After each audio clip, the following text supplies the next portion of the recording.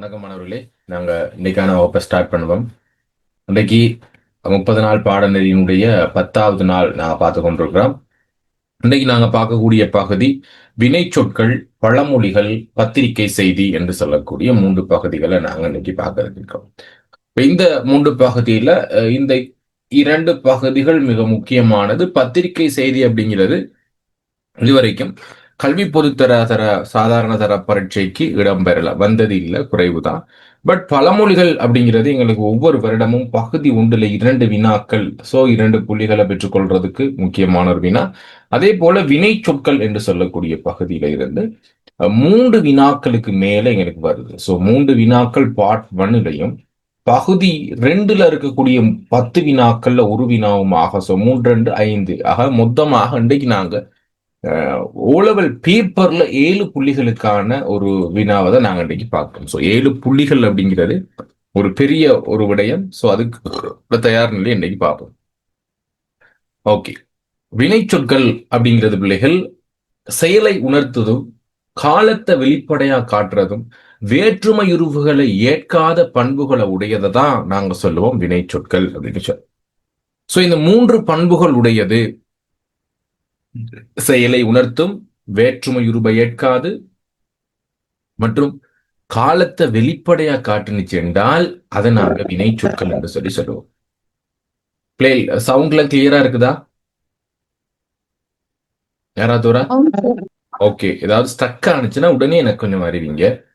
Okay, இப்ப இதனுடைய பொது பண்புகள் சொல்லியிருக்கிறாங்க. வேற்றுமையுருபு ஏற்பதில்லை, ஐயாள்வு இன்னதுகன் அப்படிங்கிற வேற்றுமையுருப எப்பவுமே வினை சொற்கள் ஏற்றுக்கொள்ளாது. அப்படி வினை சொல்லுண்டு வேற்றுமையுருபை ஏற்றுக்கொண்டா அது என்னவாக ஆகும் என்று யாருக்கா ஞாபகம் இருக்கா? நேற்று படிப்பிச்சேன்.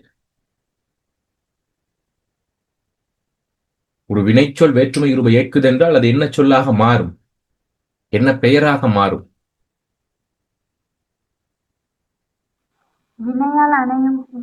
வெரி குட்மா, வெரி குட் நிஜாலா, நஜீலா. வினையால் அணையும் பெயராக மாறும். ஏன்னா வந்தான் அப்படிங்கிறதுல அவன் அப்படிங்கிற மாற்று பெயர் சேர்ந்து வந்தவனை, வந்தவனால், வந்தவனுக்கு, வந்தவனில், வந்தவனிலிருந்து, வந்தவனுடைய அப்படின்னு சொல்லி எங்களுக்கு வேற்றுமை இருபை ஏற்றுச்சு என்றால் அது வினையால் அணையும் பெயரா மாறும். வினை சொற்கள் எப்பயும் செயலை உணர்த்தும், அதை நாங்க பார்த்திருக்கிறோம். வா, செல் அப்படிங்கிற வினையை உணர்த்தக்கூடியது. கண்டிப்பா ஏவல் பொருளில் வரும். ஏவல் அப்படின்னா பிள்ளைகள் வந்தான் அப்படிங்கிறதனுடைய அடி பார்த்தீங்கன்னா பகுதி பார்த்தா வா, நடந்தான் என்பதனுடைய நட, இருந்தான் இரு, சென்றான் என்பதனுடைய அடி செல், படித்தான் என்பதனுடைய அடி படி. இப்படி எப்பவுமே அதனுடைய அடிப்பொருள் உணர்த்தும். அதே நேரம் அந்த அடி ஒரு கட்டளையாகத்தான், இப்படி ஏவலாக வரும். ஒரு செயலை கண்டிப்பாக நீ செய்யணும் அப்படிங்கிற மாதிரி வந்தா அது கட்டளை அல்லது ஏவல் அப்படின்னு சொல்லுவோம். அடுத்து வினை சொற்கள் 3 காலத்தையும் வெளிப்படையாக காட்டும். ஒரு சில சந்தர்ப்பத்தில் எச்ச வினைகள் மட்டும் எங்களுக்கு வெளிப்படையாக காட்டாது. ஆக காலத்தை காட்டும் அப்படிங்கிறத மட்டும் நாங்கள் ஞாபகம் வச்சுக்கிறோம். வினை சொற்கள் காலத்தை காட்டும். இறந்த காலம், நிகழ்காலம், எதிர்காலமாகிய காலத்தை காட்டும். அடுத்து வினை சொற்கள் விகுதிகளை பெற்று வரும். இதுதான் எங்களுக்கு முக்கியமான. நாங்கள் இந்த வந்தனன் அப்படிங்கிற பகுதியில பார்த்திருப்போம். பகுதி, விகுதி, இடைநிலை, சாரியை, சந்தி இப்படின்னு பார்த்தோம் இல்ல? பகுதி இப்ப உங்களுடைய பகுப்பத உறுப்புகளாக நாங்க பார்த்தோம். அதுல இறுதியாக வர்ற இந்த விகுதி என்று சொல்றது எங்களுக்கு பல வகையான விகுதிகளாக இருக்கும். முதலாவது பாத்தீங்கன்னா திணைப்பால் என்னிடம் உணர்த்தக்கூடிய விகுதிகள். உதாரணத்துக்கு ஆண் என்று சொல்லக்கூடிய விகுதியை பார்த்தீங்க அப்படின்னு சொன்னா இது ஆண்பாலையும் உயர்திணையையும் ஒருமையையும் உணர்த்தக்கூடிய ஒரு விகுதி. அதே ஆள் அப்படிங்கிறது வந்தான் அப்படிங்கிறது இறுதி ஆண் வருது. வந்தால் அப்படின்னா எங்களுக்கு ஆள் வருது. ஆக இந்த விகுதி எங்களுக்கு திணைப்பால் என் இடத்தை உணர்த்தும். வந்த, வருகின்ற, வரும் அப்படின்னு சொல்லக்கூடிய அப்படிங்கிற வினை விகுதிகள் பாத்தீங்கன்னா பெயரச்ச விகுதிகள். அதே மாதிரி ஊ ஈ அப்படிங்கிறது பாத்தீங்கன்னா வினையச்ச விகுதிகள். ஆக எங்களுக்கு வினை சொற்களினுடைய விகுதிகள் எங்களுக்கு ஏதாவது பல்வகைப்பட்ட விகுதிகளை பெற்று வரும். அது வேற வேறையா இருக்கலாம். வினை சொற்கள் அடைகளை பெற்று வரும். அது எங்களுக்கு வினையடை என்று சொல்லுவோம். வந்தான், வேகமாக வந்தான், நடந்தான், அழகாக நடந்தான் அப்படின்னு சொல்லி எங்களுக்கு அடைகளை பெற்று வரும். இது வினை சொற்களினுடைய பொதுவான பண்புகள். Right, okay. இப்போ நாங்க பார்க்க போறது வினை சொற்களை நாங்க பல வகையாக பிரிப்போம். உங்களுக்கு நேற்று ஞாபகம் இருக்கும், பெயர் சொற்களை பல வகையாக நாங்க பிரிச்சிருந்தோம். முதலாவது நாங்க பார்த்திருந்தோம் அறுவகை பெயர் சொற்கள். ஞாபகம் இருக்காப்பிலே? அறுவகை பெயர் சொற்கள் ஞாபகம் இருக்குதா? என்னென்னு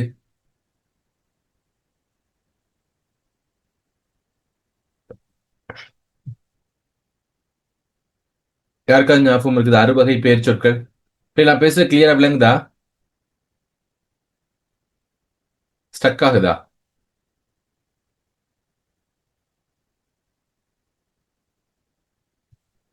ஒருக்கா வேற மெசேஜ் ஒன்று சரி போடுங்க. கிளியரா பிள்ளை பேசுற விளங்குதா? நஜீலா விளங்குல, மறுபடியும் சொல்லுங்கம்மா.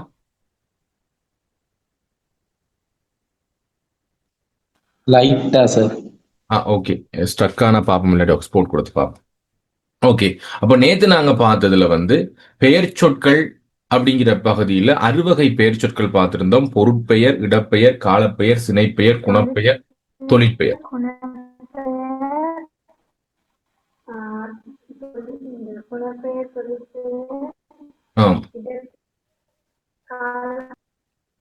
ஓகே. அப்போ அறுவகை பெயர் சொற்கள்.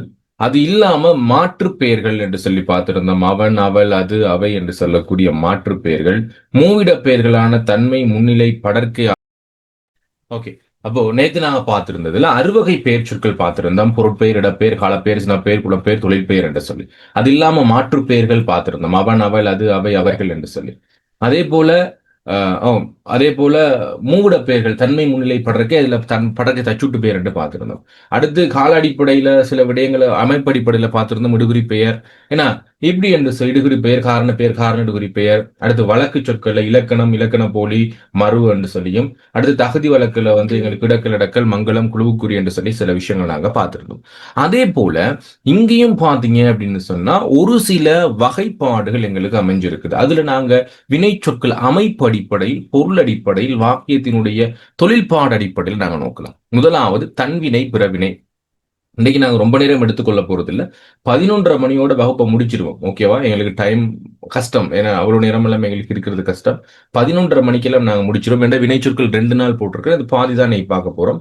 வினை சொற்களும் பழமொழிகளும் பத்திரிகை செய்தி தான். ஸோ கொஞ்சம் ஈஸியாவே முடிச்சிடலாம். கொஞ்சம் வெயிட் பண்ணுங்க. இன்றைக்கு எதுவும் கட் ஆயிடாதீங்க. ஓகே. அப்போ தன்வினை, தனிவினை, கூட்டுவினை அப்படிங்கிறத முதலாவது பார்ப்போம். இவ்வளவு வினை சொற்கள் இருக்குதுங்கிறத பார்த்துக்கொள்ளுங்க. அடுத்து ஒரு வினை சொற்களுடைய அமைப்பு அப்படின்னு பாத்தீங்கன்னா, ஒரு வினைச்சொல் எப்படி உருவாகும் அப்படின்னா, கண்டிப்பா ஒரு வினையடி இருக்கும். அது எப்பயும் கட்டலாகவும் ஏவலாகவும் இருக்கும். 2வது விடயம் கண்டிப்பா என்ன இருக்கும் அப்படின்னா, கால இடைநிலை இருக்கும். 3 காலத்தை உணர்த்தக்கூடிய கால இடைநிலைகள் இருக்கும். இறுதியாக விகுதிகள் இருக்கும். அது ஆண்பால் விகுதி, பெண்பால் விகுதி, ஏன்னா ஒருமை, பன்மை அப்படின்னு சொல்லி திணைப்பாலினிடம் உணர்த்தக்கூடிய விகுதிகள் எங்களுக்கு அமைஞ்சு வரும். இதைதான் நாங்க ஒரு அமைப்பு அப்படின்னு சொல்லி சொல்லுவோம். இதுல முதலாவது நாங்க பார்க்க வேண்டியது தனிவினை, கூட்டுவினை. நேற்று ஞாபகம் இருக்கா பிள்ளைகள்? கூட்டு பெயர்கள் படிச்சோம். ஞாபகம் இருக்கா? கூட்டு பெயர்கள் படிச்சோம். அதுல எப்படி உருவாகும் கூட்டு பெயர் எப்படி உருவாகணும் படிப்பிச்சிருந்தேன். முதலாவது இங்க பார்த்து கொள்வோம் தனி வினைனா எப்படி வரும் அப்படின்னு. அங்க தனி பெயர்னு படிக்கல தானே. அங்க அப்படி ஒரு வகைப்பாடு இல்லை. பெயர்னா பெயர் தான், தனி பெயர்லாம் இல்லை. இங்க ஒரு வினை சொல் பகாபதம் அப்படின்னா பிரிக்க முடியாத ஒரு சொல்லாக இருந்துச்சு அப்படின்னா அதை நாங்க தனிவினை அப்படின்னு சொல்லுவோம். மேலும் பிரிச்சு அதை பொருள் காண முடியாது. இப்ப வந்தேன் அப்படிங்கிறத நாங்க பிரிக்கலாமா பிள்ளைகள்? வாசக, இச்சகையின், இச்சகை என்று ஏன்னு சொல்லி பிரிக்கலாம். ஆனால் இங்க இத்தோ அல்லது ஏன் அப்படிங்கிறதோ எங்களுக்கு பொருள் தராது. என்ன மட்டும்தான் பொருள் தரும்னா வாங்குற வினையடி மட்டும்தான் பொருள் தரும். ஆக இது தனிவினை. அதுக்கு முன்னாடி கூட்டு வினைனா என்னன்னு பார்த்துட்டு வந்துடும். இங்க பாருங்க, கூட்டு வினை அப்படிங்கிறப்ப கைப்பிடி. ஆக இங்கே பார்த்தா 2 பெயர் சொற்களோ அல்லது வினை சொற்களோ சேர்ந்து இருக்குது. 2ஆ பிரிக்கிறப்ப எங்களுக்கு கை அப்படிங்கிற ஒரு பொருளும் பிடி அப்படிங்கிற பொருள் வருது. ஆனா மேல உள்ள பெயர் சொல் வினை சொற்களை பார்த்தீங்க அப்படின்னா 2ஆ பிரிக்கவே முடியாது. நட, சா, செல், போ, வா, வந்தேன், போனேன், சென்றேன், நடந்தேன், செத்தேன் அப்படின்னு சொல்லி இதை மேலும் எங்களுக்கு பிரிக்க முடியாம வந்தா அது தனிவினை என்று சொல்லுவோம். பாருங்க, மேலே கொடுக்கப்பட்டுள்ள வந்தேன், போனேன், சென்றேன், நடந்தேன், செத்தேன் என்ற வினை சொற்களை வா, போ, செல், நட, சா என்ற வினையடிகளையும் மேற்கூறப்பட்ட சொற்களையும் மேலும் பொருள் தரத்தக்க வகையில பிரிக்க முடியலன்னா அது தனிவினை அப்படின்னு சொல்லி. இது கிளியரா அப்ப எல்லாருக்கும்? தனிவினை கிளியரா அப்ப? ஆம் சார். ஓகே. கூட்டினை பாருங்க, எங்களுக்கு பகுபதமாக பிரிக்கலாம். அதாவது பகுதி விகுதியாக, பகுபதம்னா ஞாபகம் இருக்கணும். பகுதி விகுதி உங்களுக்கு முதல் கிளாஸ்ல படிப்பிச்சிட்டார். பகுதி விகுதி சந்தி சாரிய இடைநிலை. சோ அதுல பகுதி அப்படியாகவும் விகுதியாகவும் நாங்க பிரிக்கலாம், அல்லது இரண்டு பகுதிகளாக பிரிக்கலாம். இப்போ கைப்பிடி அங்க ஞாபகம் இருக்கும். உதாரணத்துக்கு வான் ஒளி அப்படின்னு படிச்சிருப்போம். அது வந்து கூட்டு பெயர். இது வந்து கூட்டு வினை. கூட்டு வினை எப்படி கண்டுபிடிக்கலாம் அப்படின்னா, ஒரு வினை சொல்லும் வினை சொல்லும் சேர்ந்து வரும். இப்படி வினை சக வினையா இருக்கும். அப்படி இல்லைன்னா எப்படி பிள்ளைகள் இருக்கும்? யாருக்கு ஞாபகம் இருக்குது? அப்படி இல்லைன்னா எப்படி இருக்கும்? அப்படி இல்லைன்னா எப்படி இருக்கும்? ஆஹ் பெயர் சக வினையா இருக்கும். அப்ப நேற்று சிலர் லாஸ்ட் டைம்ல இணைஞ்சிருக்க மாட்டீங்க சார். அப்ப வினை சக பெயராக இருந்தால் என்னென்று சில கேட்கலாம். வினை சக பெயராக இருந்தால் அது கூட்டு பெயர். ஒரு பெயர் சொல் இறுதியாக வந்தால் அது கூட்டு பெயர், ஒரு வினை சொல் இறுதியாக வந்தால் அது கூட்டு வினை. ஓகேவா? அப்ப இங்க பாருங்க, முதலாவது சொல்லிலேயே கை பிடி. கை என்பது பெயர் சொல், பிடி என்பது எங்களுக்கு என்னது? வினை சொல். ஆக கைப்பிடி என்று சொல்றது. அடுத்து தந்தி அடி. இது வந்து கைப்பிடிங்கிறது வந்து கையை பிடித்தான், அப்படி கைப்பிடித்தான் அப்படிங்கிறது. இந்த கைப்பிடின்னு ஒண்ணு இருக்கு, ஞாபகம் இருக்கா பிள்ளை? கைப்பிடி என்று சொல்ற கத்தி, இந்த கைப்பிடி அது வேற. அது வந்து கூட்டு பெயர். இந்த கைப்பிடிங்கிற ஒரு சொல் கூட்டு பெயராகவும் வரும், கூட்டு வினையாகவும் வரும். பிள்ளை விளங்குச்சா? கைங்கிறது வந்து இந்த பிடி என்று சொல்ற உண்டு, சரியா? எங்களுக்கு பெயராகவும் வரும், வினையாகவும் வரும். ஆகவே இது பெயர் சொல்லா பார்த்தா எங்களுக்கு பெயர் தான், கூட்டு பெயர். கைப்பிடி, கையை பிடித்தான். ஆகவே ஐ என்ற இரண்டாம் வேற்றுமை தொகை தொக்கிடிக்க வருவது. அதே நேரம் கைப்பிடி அப்படின்னா கையை பிடித்தான். ஆக இந்த இடத்துல பிடி என்பது வந்து எங்களுக்கு வேற ரெண்டு இருக்குது. கைப்பிடி கைப்பிடி என்று சொல்லி வேறையா இருக்குது, பார்த்துக்கணும். அடுத்து தந்தி அடி. தந்தி அடித்தல் என்று சொல்லக்கூடிய, அடி என்றால் அடித்தல் என்று சொல்லக்கூடியது. ஆக தந்தி என்ற பெயர் சொல்லோடு எங்களுக்கு வந்திருக்கிறது அடி. ஆக இது பெயர் அடியாக பிறந்த கூட்டு வினை. நல்லா ஞாபகம் எப்படி வரும்? பெயர் அடியாக பிறந்த கூட்டு வினைக்கு உதாரணம் தருக. கைப்பிடி, தந்தி அடி. விட்டு கொடு, விடு சக கொடு. இது இது முழுமையாக கொடுத்திருக்கிற, இங்க கீழே பிரிச்சு கொடுத்திருக்கிற வேற வேறையா. ஆக விட்டு அப்படிங்கிறது விடு என்று சொல்லக்கூடிய வினை. ஆக வினையும் வினையும் சேர்ந்த கூட்டு வினை. காட்டி கொடு, காட்டு கொடு, ரெண்டு ரெண்டு சொல் வந்திருக்கு. சரி பார், இடையும் வினையும் சேர்ந்த இது வந்திருக்கு. ஆக ஒரு கூட்டு வினை என்று சொல்றது பிள்ளைகள் இரண்டாக பிரிச்சு பொருள் காணக்கூடியதாக இருந்தால் அது கூட்டு வினை. அதை பிரிக்க முடியலன்னா அது தனிவினை. அவ்வளவுதான். மேலே காட்டப்பட்டுள்ள கூட்டு வினைகளில் இரண்டு வினையடிகள் சேர்ந்து ஒரு வினை சொல்லாக வந்துள்ளது.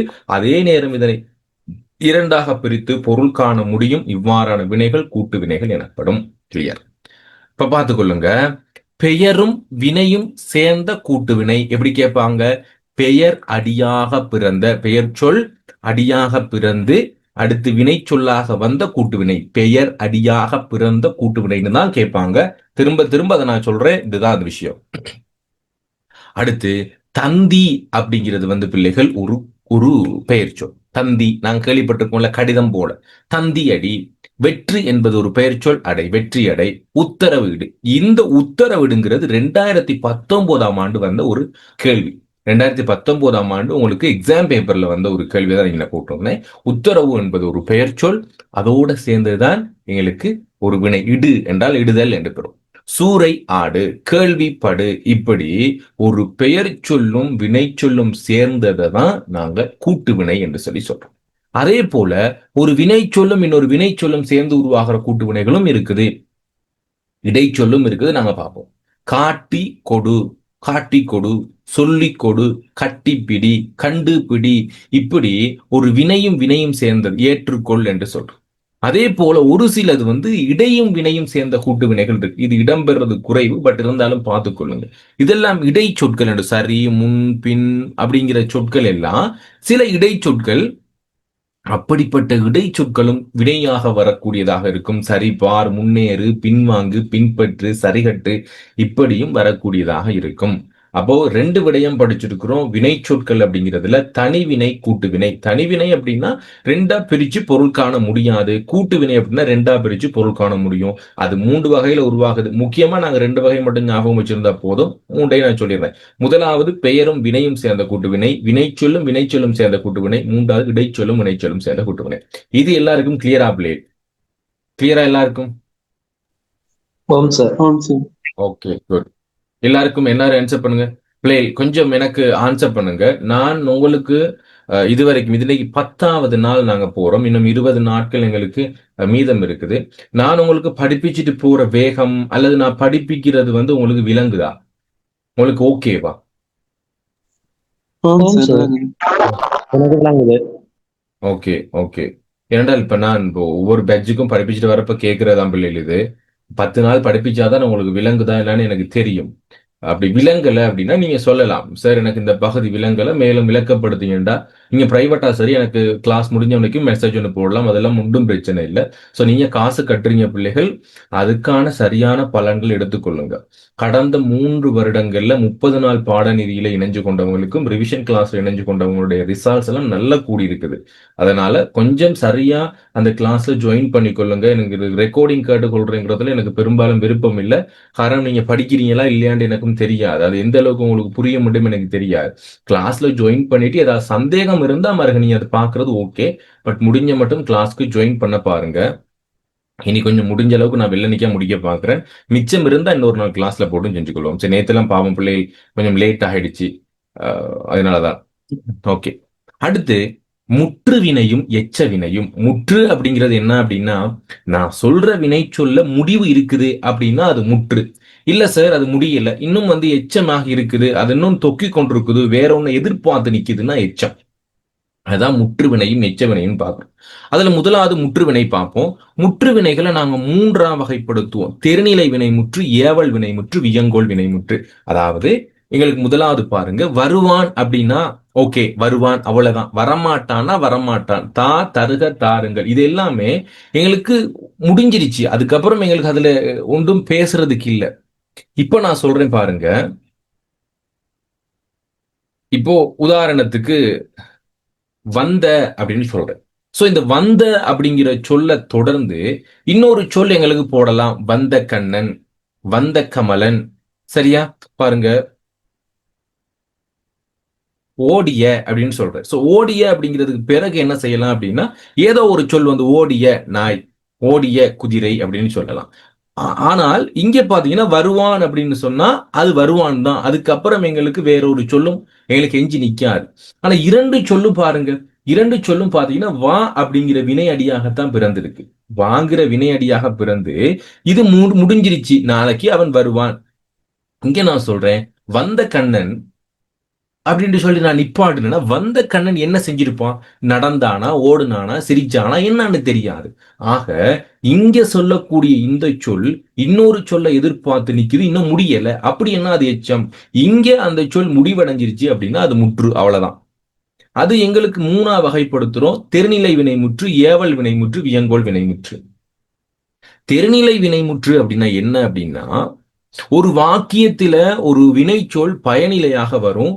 அது திணைப்பால் என்னிடம் உணர்த்தி காலத்தை வெளிப்படையா காட்டுனா அது தெருநிலை வினை. 3 விஷயம் இருக்கு அப்படிங்கிறாங்க. சோ உதாரணத்துக்கு நான் அந்த கமலன் வந்தான் அப்படிங்கிற ஒரு சொல்ல மட்டும் நான் எடுக்கிறேன்.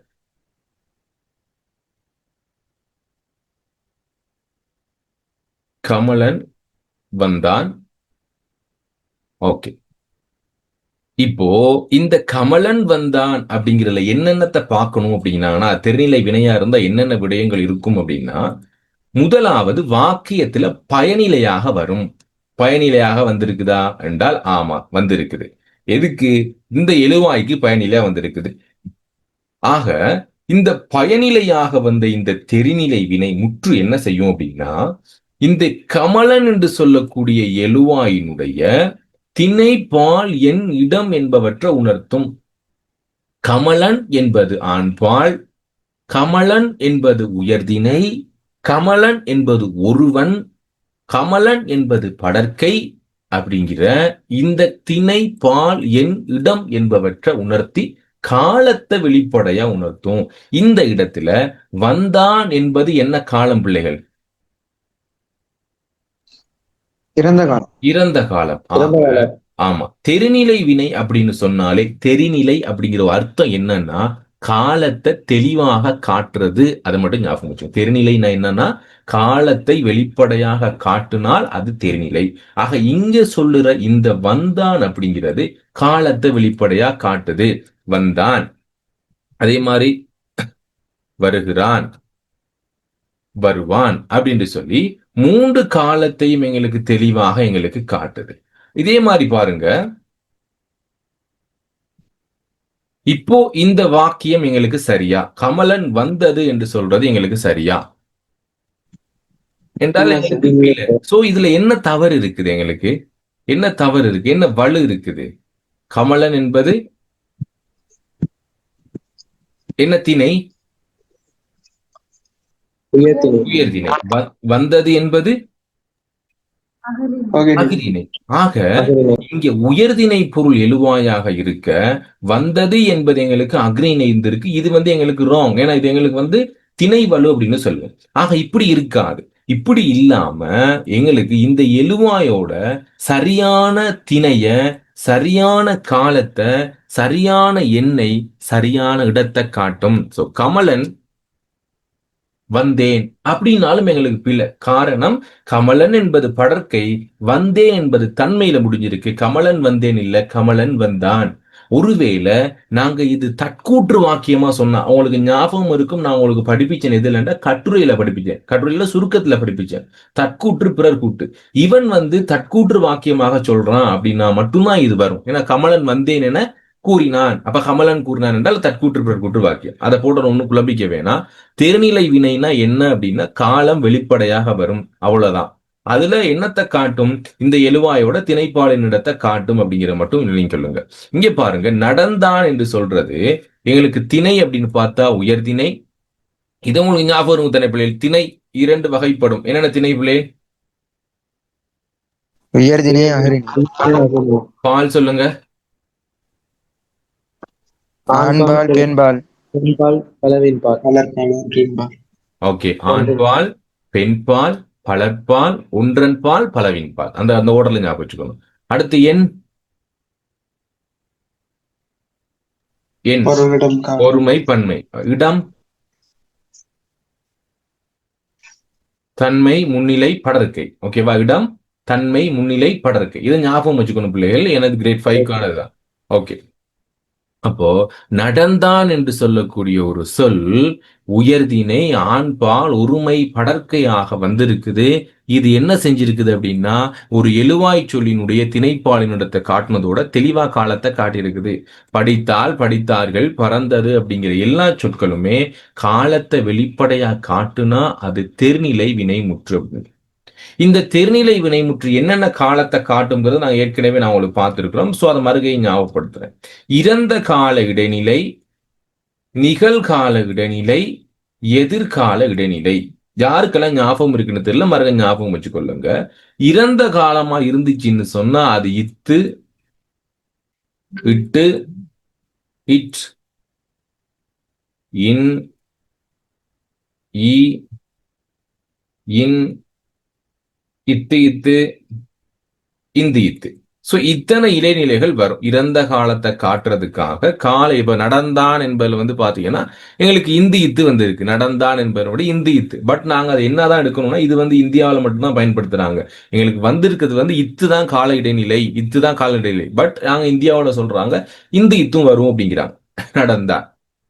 நடக்கிறான் என்பதுல பாத்தீங்க அப்படின்னா கிறு கின்று அப்படின்னு சொல்லுவோம். நிகழ்காலத்தினுடைய இடைநிலை கிறு கின்று. இது மட்டும்தான் கொஞ்சம் கஷ்டம். ஏனையதெல்லாம் லேஸ் தான். கிறு கின்று.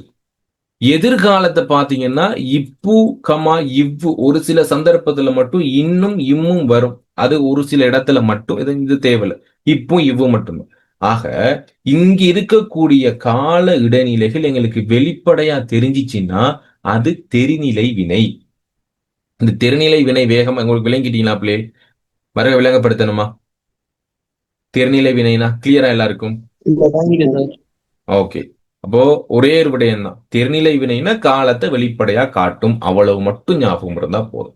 அது இன்னொரு விஷயம் என்ன இருக்கு அப்படின்னா, எழுவாயோட திணைப்பால் என்னிடத்தை காட்டக்கூடியது தெரிநிலை வினைமுற்று அப்படின்னு சொல்லுவோம். ஏவல் வினைமுற்று அப்படிங்கிறது ஈஸி தான் பிள்ளைகள். ஏவல் அப்படிங்கிறது ஒரு செயலை செய் அல்லது செய்யாதேன்னு சொல்றது. இப்ப நான் சொல்றேன், உங்க வீட்டுல சொல்லுவாங்க படி அப்படின்னா நீங்க வந்து என்ன செஞ்சிருக்கணும்? கண்டிப்பா படிச்சுதான் ஆகணும். படிக்க முடியுமான்றெல்லாம் கேட்கலாம் கதையே இல்லை. படி என்றா படி, நடனா நட. ஏன்னா நீங்க இப்ப கெடட்லாம் இருப்பீங்க. ஸோ உங்களுக்கு தெரியும். ஸோ காலையில மார்னிங் எக்ஸசைஸ்ல எல்லாம் பாத்தீங்கன்னா உங்களுக்கான ஆர்டர் கொடுக்கப்படும். ஏன்னா ஸோ அந்த ஆர்டரை தான் நாங்க சொல்லுவோம் ஏவல் அப்படின்னு சொல்லுவோம். கட்டளை என்று சொல்றோம். ஏவல் கட்டளை எல்லாம் ஒரே சொல் தான். அப்படிப்பட்ட ஏவல் கட்டளை அப்படிங்கிறது ஒண்ணு உடன்பாடா இருக்கலாம், அப்படி இல்லைன்னா எதிர்மறையா இருக்கலாம். உடன்பாடு அப்படின்னா ஒரு செயலை செய் அப்படின்னு சொல்றது.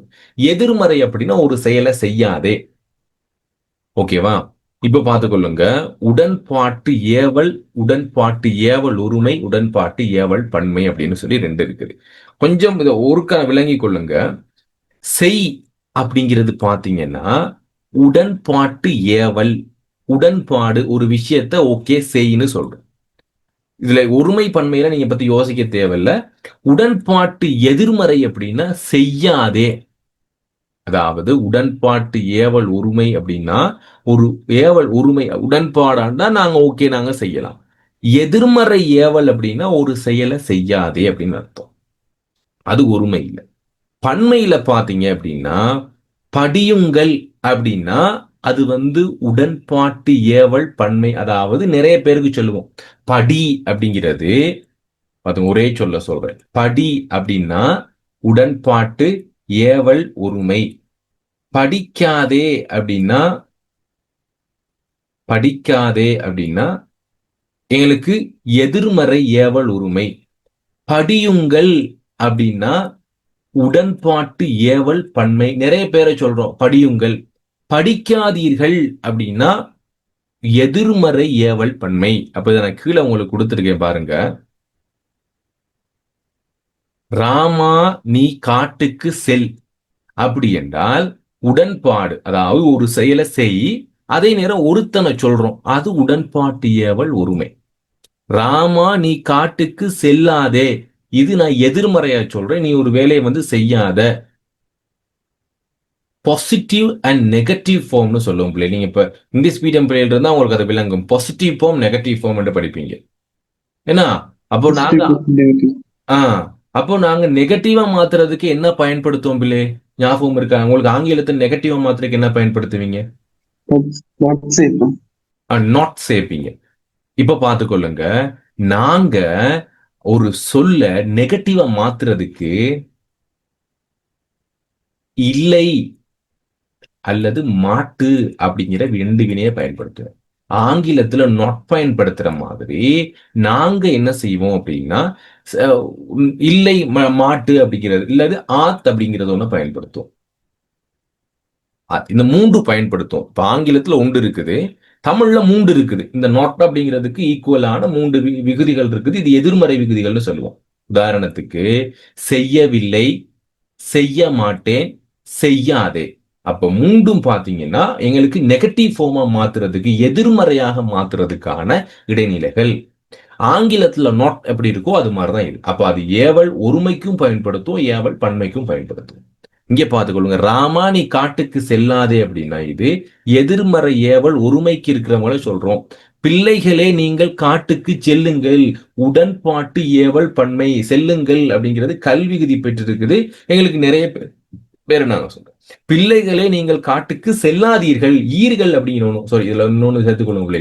ஈர்கள் தற்காலத்துல நாங்க பயன்படுத்துற ஒன்றுதான் ஈர்கள். ஆரம்ப காலத்துல உள்ள குறைவுதான். தற்காலத்துல நாங்க பயன்படுத்துறோம் ஈர்கள் அப்படிங்கிற ஒரு ஏவல் பன்மை எதிர்மறை விகுதியை நாங்க பயன்படுத்துறோம். ஆக சொல்லுங்கம்மா நஜீலா சொல்லுங்க. என்ன சார் எழுதிக்கிறது? விலங்குலமா விலங்குலமா இல்லை மாட்டு அதுக்கப்புறம் என்ன சார் எழுதிக்கிறது? சொல்றேன் இருங்க, நான் டைப் பண்றேன். இல்லை மாட்டு ஆத். ஆத். அடுத்து தற்காலத்துல ஈர்கள் செய்யாதீர்கள். பட் அந்த ஈர்கள் வந்து முந்தி இல்லையா? முந்தி இருந்ததுதான். பட் அதுல உள்ளுக்க பாத்தீங்க அப்படின்னா ஈர்கள் அப்படிங்கிறதுக்கு முன்னாடியே அந்த ஆத் அப்படிங்கிறது சேர்ந்திருக்கு. நீங்க ஈர்களை விட்டுருங்களே, ஈர்கள் தேவையில்ல. ஈர்களை போட்டு குழப்ப தேவையில்ல. இதை மட்டும் போட்டுக்கொள்ளுங்களே, ஈர்கள் தேவையில்ல. இதை மட்டும் போடுங்க. இப்படி மட்டும் போட்டுக்கொள்ளுங்களேன்.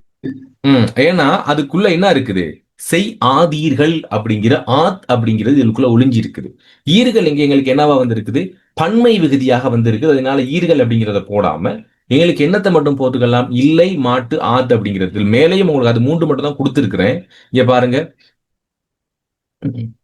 மாட்டு, இல்லை, ஆத் டியூட்ல கொடுத்திருக்கிறேன். சொல்லுங்கப்பா. ஸ்டக் ஆகுதா? கொஞ்சம் இருங்க.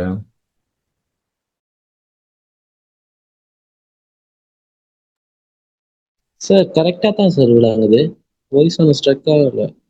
இல்லையாப்பா? நான் இந்த வைஃபையை கட் பண்ணிட்டேன். வைஃபைல வந்து கொஞ்சம் பிரச்சனை. நான் கம்பெனிக்கும் பேசினேன்.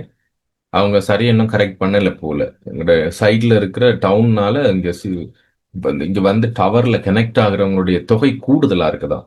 அதனால எங்களுக்கான கவரேஜ் சரியா கிடைக்குது இல்லைன்னு சொல்லியிருந்தாங்க. அப்ப புது டவர் வைக்க போறாங்களாமா சார்? அதுதான் தெரியலப்பா. அதற்கான ஏதாவது முடிவு ஒன்று எடுங்கன்னு தான் நேத்து சொன்னேன் நான். அதுக்கு எந்த முடிவும் எடுக்கல இன்னும் அவங்க. பாப்போம்.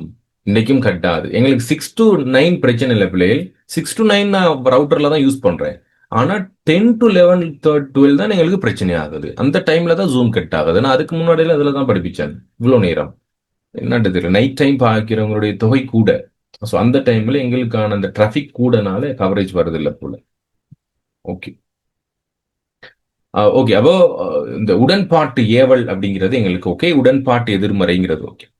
எங்களுக்கு தெரிநிலை வினை அப்படிங்கிறது எங்களுக்கு பாத்தீங்க அப்படின்னா காலத்தை வெளிப்படையாக காட்டக்கூடியது. இங்க மேல பார்த்திருந்தோம். அதே நேரம் எழுவாய் பெயரினுடைய திணைப்பாளரிடம் காட்டும். அடுத்து எங்களுக்கு ஏவல் அப்படிங்கிறது ஒரு விஷயத்தை செய் மற்றும் செய்யாதே. அது ஏவல்ங்கிறது செய் மற்றும் செய்யாதே ரெண்டுலையும் வரலாம். சரியா? அதுல உடன்பாட்டு ஒருமை, உடன்பாட்டு பன்மை, அதுக்கு எதிர்மறை ஒருமை, எதிர்மறை பன்மை அப்படிங்கிற விஷயத்த பார்த்திருக்கிறோம். இதுல உண்டு என்ன அப்படின்னா கடப்பாட்டு ஏவல், விருப்பு ஏவல். சோ இது உங்களுக்கு வராது, ஏலவலுக்கான ஒரு பகுதி தான். பட் கொஞ்சம் நாங்க ஒருக்க சொல்லிடுறேன், என்னன்னு சொல்லிடுறேன். கடப்பாட்டு ஏவல் அப்படின்னா கண்டிப்பா செய்யணும் அப்படிங்கிறது. ஆனா ஒரு சில ஏவல் எப்படி இருக்கும் அப்படின்னா, நீங்க விரும்பினா செய்யுங்க, இல்லாட்டி பரவாயில்ல அப்படின்னு சொல்லுவோம்ல. உங்களால முடிஞ்சா வரப்பாக்குறீங்களா அப்படின்னு சொல்லலாம். விரிஞ்சா வரப்பாறேன் அப்படின்னு சொல்லுவோம். அப்ப வரப்பாறேன் அப்படிங்கிறது என்னவா வந்திருக்கு அப்படின்னா, எங்களுக்கு வந்து கண்டிப்பா நீ வரணும் அப்படிங்கிறது இல்ல. இப்ப எங்களோட வீட்டுல பர்த்டே ஒண்ணு இருக்குது, நீ முடிஞ்சா வாரியா அப்படின்னு கேட்போம். முடிஞ்சா வரப்பாறேன் அப்படின்னு சொல்லுவோம். கொஞ்சம் நாங்க சொல்றோம், பட் அது அவங்க விருப்பப்படி நாங்க சொல்லுவோம். அதான் நாங்க விருப்பு ஏவல்னு சொல்றீங்க. பாருங்க, நாளை நீ வீட்டுக்கு வா அப்படி இல்லாட்டி வாருங்கள் அப்படின்னா கடப்பாட்டு ஏவல் கண்டிப்பா வரணும் அப்படிங்கிற எதிர்பார்க்கிறது. நாளைக்கு வீட்டுக்கு வாவேன், நாளை வீட்டுக்கு வாங்கலேன் அப்படின்னு சொல்லி நாங்க சொல்றது முடிஞ்சா வாங்கலேன் அப்படின்னு சொல்ற மாதிரி இருக்குது. ஆகவே ஒரு விருப்பு ஏவல் மாதிரி அவங்களுடைய விருப்பத்தின் அடிப்படையில் நாங்க சொல்றது. பட் இப்படி ஒரு வினா வராது. பட் இப்படி ஒண்ணு இருக்கு அப்படிங்கிறத தெரிஞ்சு கொள்ளுங்க. முதலாவது நாங்க பார்த்திருக்கிறோம் தெரிநிலை வினை, 2வது ஏவல் வினைமுற்று, 3வது வியங்கோல் வினைமுற்று. இது எங்களுக்கு ஈஸி தான். என்னது?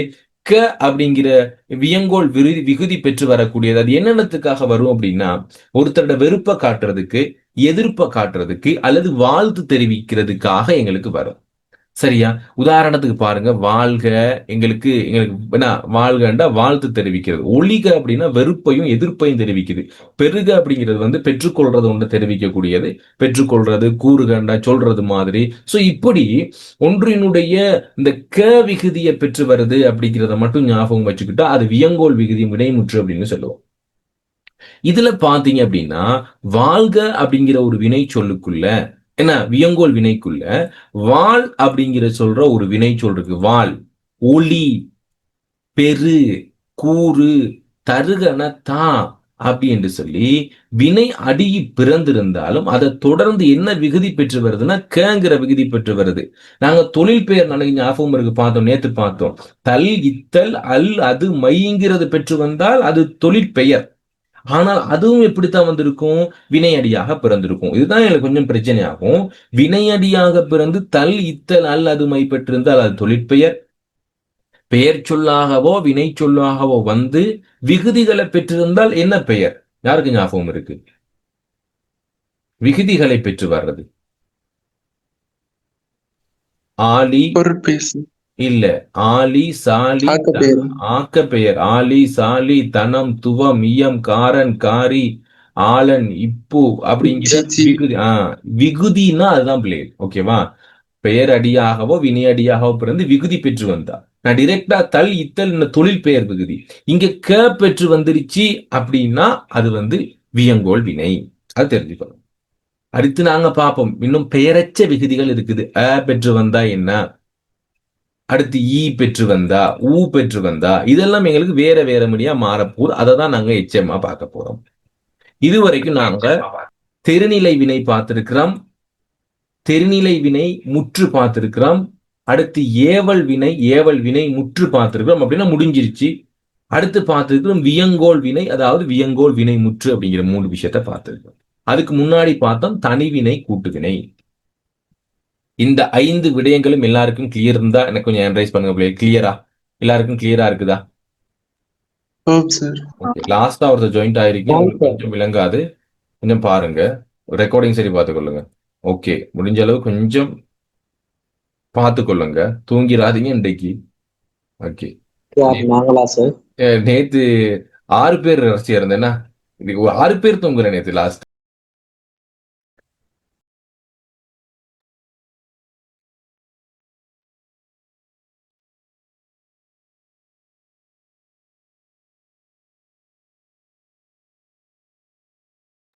ஓகே. இப்ப இதுவரைக்கும் முற்றுவினை பார்த்துட்டோம். இப்போ நாங்க பார்க்க போறது எச்ச வினைகள் அப்படிங்கிறது. எச்சம் அப்படிங்கிறது பாருங்க, திணை பால் எண் இட விகுதிகளை ஏற்காது. நல்ல ஞாபகம் வச்சுக்கணும். எச்ச வினைனா அதுல என்ன இருக்காதுன்னா, என்ன திணைன்னு இருக்காது. நடந்த அப்படிங்கிற சொல்லுக்கு பிறகு நான் நாயினும் போடலாம், நரி என்றும் போடலாம், மனிதன் என்றும் போடலாம், எது வேணாலும் நாங்க போடலாம். ஆக நடந்த மனிதன், நடந்த மனிதர்கள், ஏன்னா நடந்த நாய், நடந்த நாய்கள் அப்படி என்று சொல்லி எங்களுக்கு திணை பால் எண் இடம் எந்த இடத்திலையும் போடலாம். நடந்த நான் என்றால் அது தன்மை, நடந்த நீ என்றால் அது முன்னிலை, நடந்த அவன் என்றால் அது படர்க்கை. ஆக இந்த 3ஐயும் திணையா இருக்கலாம். திணை என்றால் உயர்திணை அகிரிணை பொருளுக்கும் போடலாம்.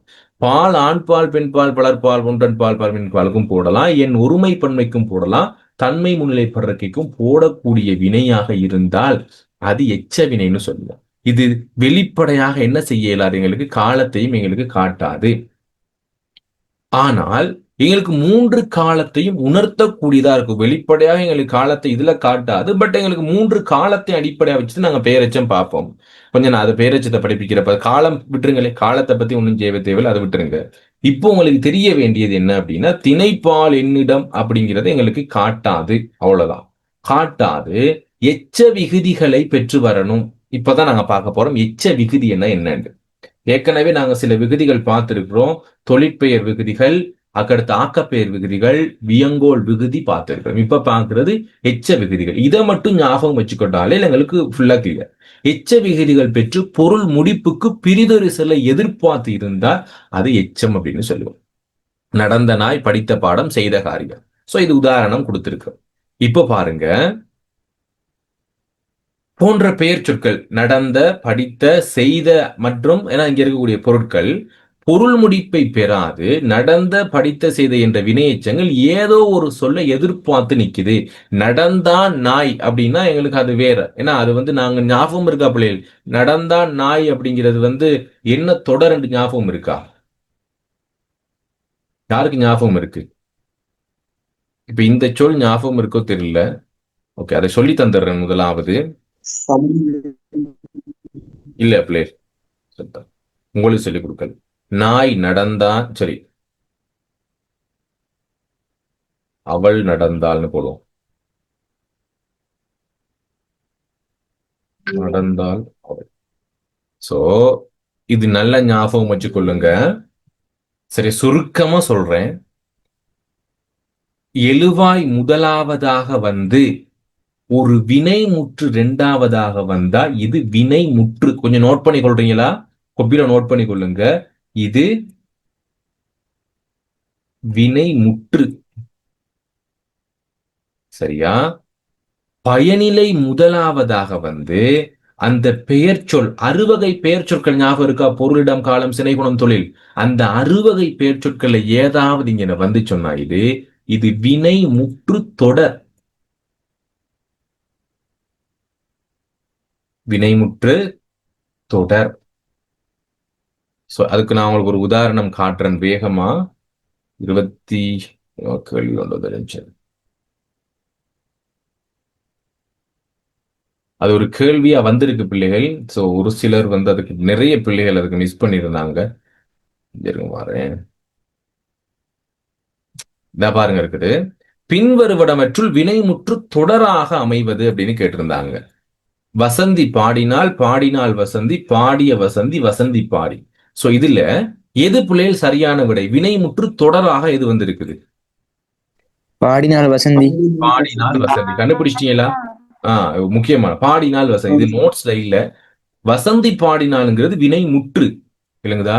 பாடினால் வசந்திங்கிறது அப்படியே தலைகீழ வந்திருக்கு. வினை முற்று தொடர் அப்படின்னு சொல்லுவோம். Okay, good. இப்ப இங்க பாருங்க, வியங்கோல் வினை இதெல்லாம் கண்டுபிடிச்சிடலாம். வினைத்தொகை, உண்மைத்தொகை அப்படிங்கிறது. ஓகே, அப்போ இது உங்களுக்கு ஓகே. அடுத்த பாப்போம், செய்த காரியம். அப்ப இதுல ரெண்டா பிரிப்போம். பெயரெச்சம், வினையச்சம் என்று ரெண்டா பிரிக்க போறோம். பெயரெச்சம் அப்படின்னா ஒரு எச்ச சொல் அதனை முடிகிறதுக்கு ஒரு பெயர் சொல் எதிர்பார்த்திருந்தா பெயரெச்சம், ஒரு வினை சொல் எதிர்பார்த்து முடிஞ்சா அது வினையச்சம். அவ்வளவுதான். ஒரு பெயர் சொல் எதிர்பார்த்திருந்தால் அது பெயரெச்சம், ஒரு வினை சொல் எதிர்பார்த்திருந்தா வினையச்சம். அது பெயரெச்சமா வினையச்சமான்னு எப்படி கண்டுபிடிக்கலாம் அப்படின்னா, இதை கொஞ்சம் அவதானிச்சு கொள்ளுங்க. பெயரெச்சமா இருந்துச்சு அப்படின்னா இறந்த காலம், நிகழ்காலம், எதிர்காலம் அப்படிங்கிற 3 காலத்தை காட்டுற மாதிரி இருக்கும். செய்த, செய்கின்ற, செய்யும். செய்த வேலை, செய்கின்ற வேலை, செய்யும் வேலை. படித்த பாடம், படிக்கின்ற பாடம், படிக்கும் பாடம். நடந்த நான், நடக்கின்ற நான், நடக்கும் நான். இப்படி 3 காலத்துல வரக்கூடியது மாதிரியான ஆங்கிற விகுதியை பெற்று வந்துருச்சுன்னா, இந்த பாருங்க இருக்குது, என்ன விகுதி வந்திருக்குது? ஆக பெயரச்சத்தினுடைய விகுதியை வந்து நாங்க 3ஆ வகைப்படுத்தலாம். முதலாவது இறந்த கால பெயரச்ச விகுதி, நிகழ்கால பெயரச்ச விகுதி, எதிர்கால பெயரச்ச விகுதி. பட் ரெண்டுமே எங்களுக்கு ஒன்று கூட்டணும்னு சொன்னா ஆவும் ஊவும் தான் எங்களுக்கு பெயரச்ச விகுதிகள். இது கிளியரா? பெயரச்ச விகுதிகள் நோட் பண்ணி கொண்டீங்களா? எங்களுக்கு தொழிற்பெயர் விகுதிகள் ஞாபகம் இருக்கா? தில், தல், இத்தல், அல், அது, மை. அது வந்து தொழிற்பெயர் விகுதிகள். ஆக்கப்பெயர் விகுதிகள் அப்படிங்கிறது சாலி, ஆலி, சாலி, தனம், துவம், இவம், அது. வேணா இப்படி எங்களுக்கு வியங்கோல் வினை விகுதிகள் அப்படின்னா க அப்படிங்கிறது வியங்கோல் வினை. அதே மாதிரி எச்சத்தில பெயரச்சத்துக்கு வரக்கூடிய விகுதிகள் ஆவும் ஊவும். நினைச்சா பெயரிச்சத்துக்கு ஆவும் ஊவும் ஞாபகம் வச்சுக்கோ. அப்ப செய்த வேலை, செய்கின்ற வேலை, செய்யும் வேலை. எப்படி கண்டுபிடிப்போம்? முதலாவது எல்லாம் பாதி கொள்ளுங்கண்டா செய்தங்கிற மாதிரி வரும். எப்படி? இறந்த கால பெயரிச்சமா வரும். செய்த வேலை, படித்த பாடம், கண்ட மரம். செய்த பாடம், செய்கின்ற பாடம் அப்படின்ட்டு சொல்லி வரும். அடுத்து இது நிகழ்காலத்துல செய்கிற வேலை, படிக்கிற பாடம், காண்கிற மரம். எதிர்காலத்துல செய்யும் வேலை, படிக்கும் பாடம், காணும் மரம். இப்போ என்ற பெயரச்ச விகுதி வந்திருக்கு. இது பெயரச்சம். வினையச்சம் அப்படிங்கிறது என்ன அப்படின்னா பிள்ளைகள், கீழே இருக்குதா? இங்க இருக்குது. ஓகே, இங்க இருக்குது. குறிப்பு பெயரச்சம் பிறகு பார்ப்போம். வினையச்சம் அப்படிங்கிறது தான் ஒரு சொல்ல முடிக்கிறதுக்கு வினையச்சத்தை பெற்று வந்து வினை சொல்ல பெற்று வந்திருந்தா அது வினையச்சம். இதுக்கும் பாத்தீங்கன்னா ஊ ஆங்கிறது தான் எங்களுக்கு வரும். அதோட சேர்ந்து ஒரு சில நேரத்துல ஈ அப்படிங்கிற ஒன்றும் வந்து எங்களுக்கு வரும். உ ஆ அப்படிங்கிறது மட்டும் இல்லாம ஈ அப்படிங்கிற ஒரு வினையச்ச விகுதியும் எங்களுக்கு சேர்ந்து வரும். இங்க பார்த்து கொள்ளுங்க. வினையச்சத்துக்கும் தான்.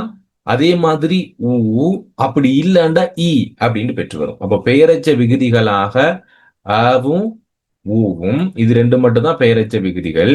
வினையச்ச விகுதிகள் அப்படின்னா ஊ இ. இதை மட்டும் இப்படி நோட் பண்ணிக்கொள்ளுங்க. இதை பெயரச்சம், இது வினையச்சம் நோட் பண்ணிக்கங்க சார். இப்ப பாருங்க, அங்க நாங்க பார்த்தோம் ஒரு பெயர் சொல்ல முடிப்பு பெற்று வந்திருக்குது. உங்களுக்கு வந்து ரொம்ப டீப்பா கேட்க மாட்டாங்க. விளங்குச்சா? ரொம்ப டீப்பா கேட்க மாட்டாங்க. இப்போ இங்க பாருங்க, செய்கிற பாடம். சோ இது என்ன எச்சம் பிள்ளைகள்? செய்கிற பாடம் அப்படிங்கிறது என்ன எச்சம்? வினையச்சம். நல்லா யோசிச்சு பாருங்க. செய்கிற பாடம், இங்க என்ன வந்திருக்குது? பாடம். பாடம் என்றால் பெயர் சொல்லா வினை சொல்லா? பேர் சொல். ஆக பெயர் சொல்ல முடிச்சு வந்திருந்தா அது பெயரெச்சம். சரியா? அடுத்து பாருங்க, நான் இங்க பாக்குறேன். அடுத்து பாருங்க. செய்ய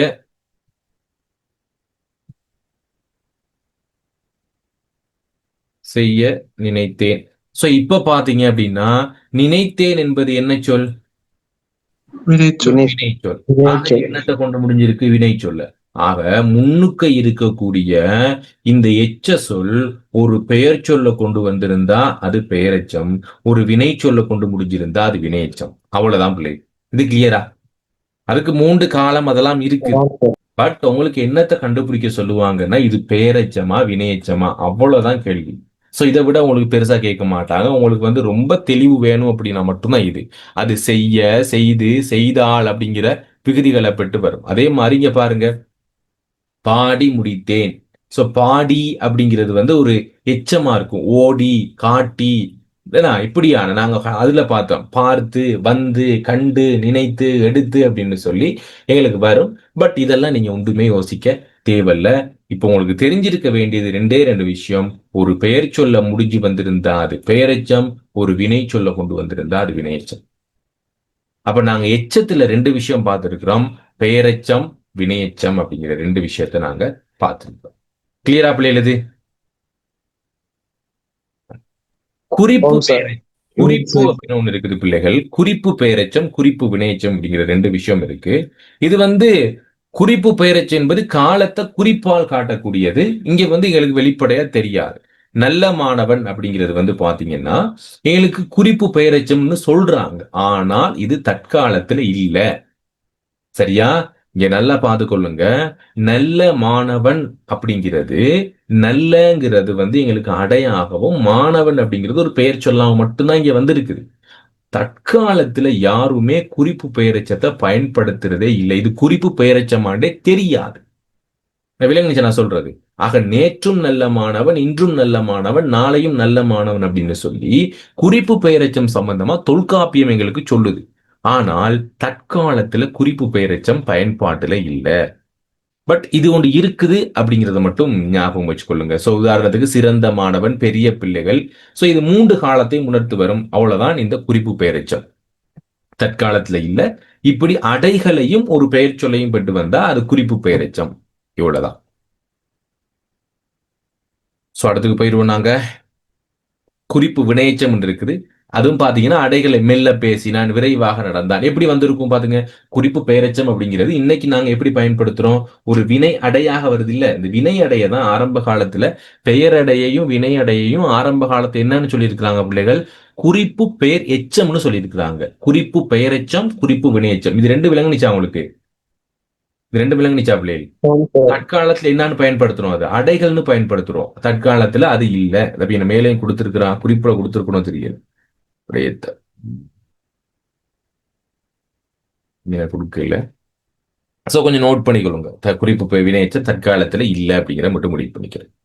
திறநிலை வினை பார்த்துட்டோம். ஏற்கனவே பார்த்த உண்டுதான். குறிப்பு வினை, சோ அதை பத்தியும் பார்த்தாச்சு. எதிர்மறை வினை நம்ம பார்த்ததுதான். இருக்கிறதே தான் திரும்ப திரும்ப வரும்.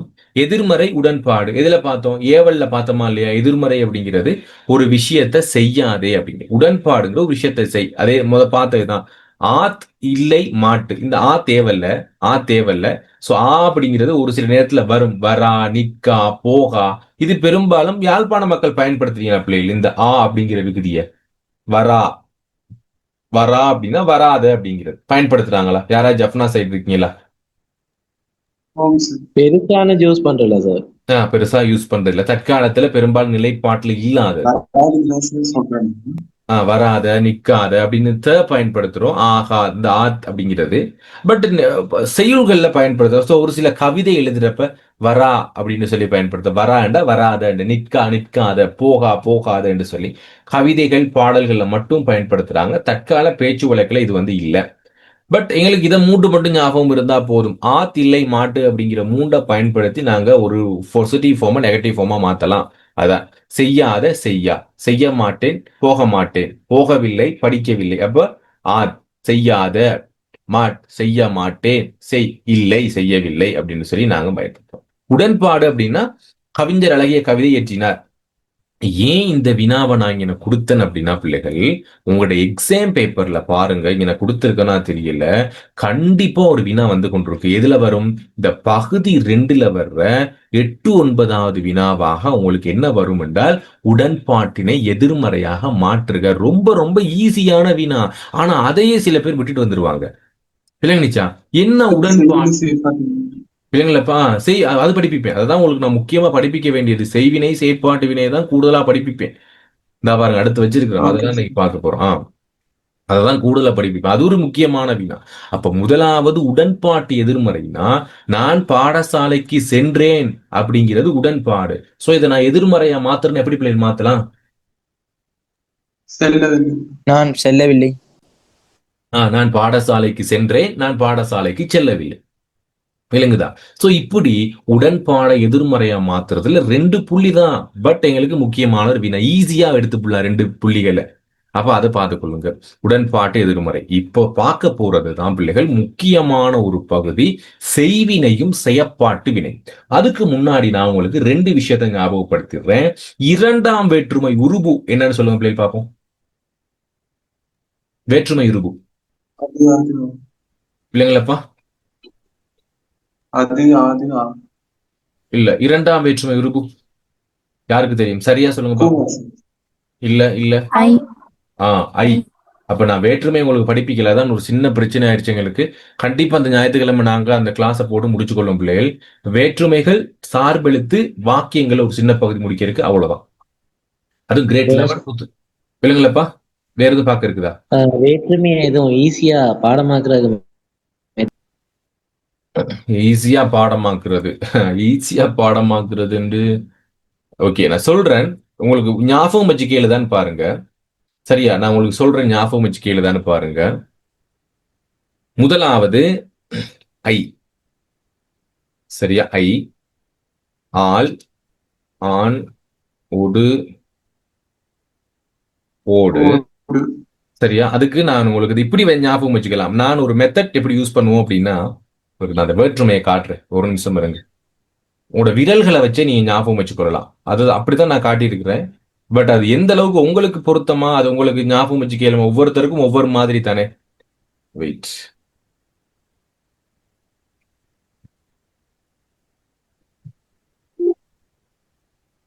ஸ்டக் ஆகுதா? மத்த பிள்ளைகளுக்கு ஸ்டக் ஆகுதா? கொஞ்சம் சொல்லுங்க. எல்லாருக்குமா? எனக்கு இல்ல சார், எனக்கு ஓகே, கிளியரா தான் வருது. கொஞ்சம் பாருங்க. நிதூஷன் இன்னைக்கு எனக்குன்னு அது காட்டல. எனக்கு காட்டும் பிள்ளை ஸ்டக் ஆகுனுச்சுன்னு சொன்னா எங்களுக்கு இங்க காட்டும், ட்ரபிள் காட்டுது. ஓகே, இங்க பார்த்துக்கொள்ளுங்க. இப்படி ஞாபகம் வச்சுக்கேண்டா நீங்க ஞாபகம் வச்சுக்கொள்ளுங்க. கட்டை விரல்ல ஐ. 2வது நீங்க ஆள்காட்டி விரல். ஏன்னா ஆள், ஆண், ஒடு, ஓடு, கூ, இன், இல், இருந்து, நின்று, அது, உடைய, இல், இடம், கண். இப்படி ஞாபகம் வச்சுக்க இயலுமாண்டா நீங்க ஞாபகம் வச்சுக்கொள்ளுங்க. சரியா? இதையும் இல்லை அப்படின்னா எப்படி ஞாபகம் வச்சுக்கலாம்னா, ஐ, ஆள், கூ, இன், அது, கண். ஓகேவா? ஐயாளுக்கு இன்னது கண். ஐயண்டா 2ஆம் வேற்றுமை உருபு. முதலாம் வேற்றுமைக்கு உருபு இல்லை, 8ஆம் வேற்றுமைக்கு உருபு இல்லை. ஐயண்டா ஹட்டை விரல். ஐ, ஆள், கூ, இன், அது, கண். அவ்வளவுதான் ஞாபகம் வச்சுக்கணும். கண் அப்படின்னா 7ஆம் வேற்றுமை. இப்போ ஓகே, ஓரளவுக்கு ஓகேவா? ஐயாளுக்கு இன்னதுகன் அப்படின்னு ஞாபகம் வச்சுக்கோங்க. கசட தப்பரங்கிற மாதிரி ஐயாளுக்கு இன்னதுகன். ஐ, ஆள், கூ, இன், அது, கண். இவ்வளவுதான் இந்த வேற்றுமைகள். இந்த வேற்றுமைகளை நாங்க 2ஆம் வேற்றுமை, முதலாம் இல்லைங்களம்மா சொல்லுங்க. ஓகே, முதலாம் வேற்றுமை சச்சின் கிளியரா? ஓகே, ஞாபகம் வச்சு கேளுமா? அப்படி அது எந்த அளவுக்குன்னு எனக்கும் தெரியாது. உங்களுக்கு எப்படி ஞாபகம் வச்சுக்கல என்று கொஞ்சம் வேற்றுமைகள் கொஞ்சம் கஷ்டம் தான் பிள்ளைகள். முதல்ல நீங்க இப்பதான் பாக்குறீங்க அப்படின்னா வேற்றுமைகள் கஷ்டம் தான். ஓகேவா? எனக்கு ஈஸியா இருக்கும். நான் பல வருடங்கள் கற்பிக்கிறனால எனக்கு ஈஸி தான். பட் நீங்க முதலா வேற்றுமை பாக்குறப்ப எனக்கு எப்படி தெரிஞ்சிச்சேன்னு எனக்கு தெரியும் தானே. நான் உங்களோட கிரேட்ல இருக்கிறப்ப வேற்றுமை எனக்கு விளங்காம இருந்த ஒரு பகுதி, அது எனக்கு எப்படி இருக்கும்போது எனக்கு தெரியும். இப்ப நான் எப்படி ஞாபகம் வச்சுக்கொண்டேனோ அதே தான் உங்களுக்கு நான் கொடுத்திருக்கிறேன். நான் படிச்சு டீச்சர் ஆன பிறகு நான் உங்களுக்கு நான் எப்படி படிச்சேன்னா இப்படிதான் ஞாபகம் வச்சுக்கொண்டேன். நான் உளவலா இருக்கிறப்ப அப்ப உங்களால இப்படி ஞாபகம் வச்சுக்க இயலுமான்னு பாருங்க. கிளியரா? ஐயாளுக்கு இன்னது கண்ணு மட்டும் ஞாபகம் வச்சுக்கொள்ளுங்க. இப்போ எங்களுக்கு முதலாம் வேற்றுமைக்கு உருபு இல்லை. இரண்டாம் வேற்றுமையினுடைய உருபு பிள்ளைகள் நாங்க ஐ என்று சொல்லுவோம். ஐ அப்படிங்கிறது என்ன அப்படின்னா, இங்க பாருங்க, நான் பாடத்தை படித்தேன். இந்த வாக்கியத்துல ஐ என்பது எந்த சொல்ல எங்கன இருக்கு பிள்ளை? யாருக்கு சொல்ல முடியும்? பாடத்தைன்னு இருக்குது. சோ இந்த வாக்கியத்துல இந்த பாடத்தை அப்படிங்கிறது என்ன உருபு? எழுவாயா, பயனிலையா, செய்யப்படு பொருளா? செய்யப்படு பொருள். எப்படி கண்டுபிடிச்சோம்? எழுவாய் கண்டுபிடிக்க அதையும் சொல்லிடுறேன். எழுவாய் கண்டுபிடிக்கிறதுக்கு என்னென்ன பயன்படுத்துவோம்? எழுவாயை கண்டுபிடிக்க யார், எது, எது, எவை. யாரைன்னு இல்ல, யாரைன்னு கண்டுபிடிச்சா அது செய்யப்படு பொருள். சரியா? எழுவாய் யார், எது, எவைதான் எழுவாயை கண்டுபிடிக்கிறதுக்கான வழி. அதையும் ஒரு ஞாபகம் வச்சுக்கோங்க. அதுவும் ஒரு வினாவா வருது. எங்க வருது? பகுதி 2ல வரக்கூடிய முதல் 10 வினாவுல 2 அல்லது 3வது வினாவா எழுவாய் பயனிலே செய்யப்படு பொருள் கண்டுபிடிக்க வரும். செய்யப்படு பொருளை கண்டுபிடிக்கிறதுக்கு எழுதி வச்சுக்கொள்ளுங்க. யாரை, எதை, எவற்றை. விளங்குச்சா? யாரை, எதை, எவற்றை அப்படிங்கிற வினாவன்னு நாங்க கேட்கிறோம். அப்ப அதை கேட்டா யாரை படித்தேன் கேட்கலாது. எதை படித்தேன் என்றால் பாடத்தை என்று கண்டுபிடிக்கலாம். ஆக இது என்ன வினை என்று சொன்னால், அது என்ன பொருள் என்று சொன்னால், இரண்டாம் வேற்றுமையினுடைய பொருளைய பார்த்தீங்கன்னா செய்யப்படு பொருள் வேற்றுமை. அதாவது ஒரு சில வாக்கியங்கள்ல மட்டுமே வரக்கூடியது. எல்லா வாக்கியத்திலையும் செய்யப்படு பொருள் வராது. இந்த வாக்கியத்துல பாத்தீங்கன்னா பாடம் என்று சொல்லக்கூடிய பெயர் சொல்லோட ஐ என்ற இரண்டாம் வேற்றுமை உருபு சேர்ந்து வர்றதுனாலதான் இங்க இது செய்யப்படு பொருளா இருக்குது. விளங்குச்சா? இங்க பாருங்க, இன்னொரு உதாரணம் சொல்றேன். கண்ணன் மாலாவை பார்த்தான். சோ இந்த வாக்கியத்துல எது செய்யப்படு பொருள்? எது செய்யப்படு பொருள்? மாலாவை. காரணம் என்ன? காரணம் என்ன அப்படின்னா இரண்டாம் ஒரு விஷயத்துல எப்படி கண்டுபிடிக்கலாம்? யாரை, எதை, எவற்றைன்னு கேள்வி கேட்டு கண்டுபிடிக்கலாம். அப்படி இல்லைன்னா இரண்டாம் வேற்றுமை உருபு எந்த பெயர் சொல்லோட சேர்ந்து வருதோ, மறுக்க சொல்றேன், இரண்டாம் வேற்றுமை உருபான ஐ அப்படிங்கிறது எந்த பெயர் சொல்லோட சேர்ந்து வருதோ அது அந்த வாக்கியத்தில் செய்யப்படு பொருளாக தொழில்படும். அப்படி அந்த வாக்கியத்தில இரண்டாம் வேற்றுமை உருபு சேர்த்துக் கொள்றதுக்கான தகுதி இல்லைன்னா அது இரண்டாம் வேற்றுமையே இல்லை, அங்க செய்யப்படு பொருளே இல்லை. கிளியராது நான் சொன்ன விஷயம்? அது எந்த பெயர் சொல்லோட சேர்ந்து வருதோ அது என்னவா மாறிடும்? செய்யப்படு பொருளா மாறிடும். இப்ப பார்த்துக்கொள்ளுங்க. கண்ணனை மாலா பார்த்தால், இப்போ இதுல எது பிள்ளையில் செய்யப்படு பொருள்? கண்ணனை. கண்ணன். நல்ல ஞாபகம் கொள்ளுங்க. செய்யப்படு பொருள் முதலாவதா வரணும், 2வதா வரணும், 3வதா வரணுங்கிற எந்த ஆர்டருமே இல்ல. இங்க மாலாங்கிற பெயர் சொல் எந்த ஒரு வேற்றுமை உருவை ஏற்கல அப்படின்னா அது எழுவாய் வேற்றுமை. எழுவாய் வேற்றுமையை படிப்பிக்கிற தெளிவா படிப்பிக்கிறேன். இப்ப கொஞ்சம் ஞாபகம் வச்சுக்கொள்ளுங்க. செய்வினை செயற்பாட்டு வினைக்கு தேவைதான். எந்த பெயர் சொல்லோட ஐ என்ற வேற்றுமை உருவு சேர்ந்து கொள்ளுதோ அந்த பெயர் சொல் அந்த வாக்கியத்துல செய்யப்படு பொருளா மாறிடும். அந்த செய்யப்படு பொருளுக்கு ஏற்பவும் அந்த எழுவாய்க்கு ஏற்பவும் உங்களுக்கு பயனிலை அமையும். இந்த பயனிலையை நாங்க சொல்லுவோம் வினை முற்று. ஞாபகம் இருக்கா? அப்ப பார்த்தோம், படித்தால் என்ன வினை முற்றா இருக்குது? இங்க உயர்திணை பெண்பால் வினை முற்றாதான் இருக்குது. மேல பாத்தீங்கன்னா உயர்திணை ஆண்பால் வினை முற்றா இருந்துச்சு. நல்லா ஞாபகம் வச்சுக்க நான் சொல்ற விஷயத்த. ஆண்பால் வினைமுற்றா இங்க இருந்தது. காரணம் முதல் வாக்கியத்துல கண்ணன் என்பது எழுவாய், மாலா என்பது செயற்படு பொருளாக இருந்தது. ஆனா இரண்டாம் வாக்கியத்துல பாத்தீங்கன்னா கண்ணன் அப்படிங்கிறவன் செயற்படு பொருளா மாற மாலாங்கிறது எழுவாயாக மாறிடுச்சு. இதுக்கு யாரு காரணம் அப்படின்னா, நல்லா இருந்திருப்பீங்க, உங்களை ஒருத்தர் கெடுத்து விட்டு போயிருப்பாரு. நல்லா படிச்சுக்கிட்டு இருப்பீங்க பிள்ளைகள், உங்களை ஒருத்தர் வந்து வீணாக்கி இருப்பாரு. அப்படிப்பட்ட நபரை யோசிச்சு கொள்ளுங்க. நல்லா படிச்சுக்கிட்டு இருந்தேன் சார், நல்லா இருந்தாரு, கண்ணன் நல்லா இருந்தாரு, ஆனா மாலா அது வரைக்கும் நல்லா இல்ல. அப்ப யாரு காரணம் அப்படின்னா மூன்றாவது நபரான ஐ சேர்ந்து இருக்காருல்ல, எப்படி நல்லா இருப்பாரு? நல்லா இருக்க மாட்டாரு. அப்ப அவர் செயற்படு பொருளா இருக்காரு. அதே மாதிரி இந்த கண்ணனுங்கிற பெயர் சொல்லோடு இப்ப யாரு சேர்ந்திருக்கிறார்னா இவரை வீணாக்கக்கூடிய ஐ என்ற மூன்றாம் நபர் சேர்ந்திருக்கிறார் என்றால் இங்க இவர் செயற்படு பொருளா மாறிடுவாரு. ஆக எப்பெயர் சொல்லோடு இரண்டாம் வேற்றுமை உருபான ஐ சேர்ந்து வருகிறதோ அப்பெயர் சொல் அவ்வாக்கியத்தில் செயற்படு பொருளாக தொழில்படும்.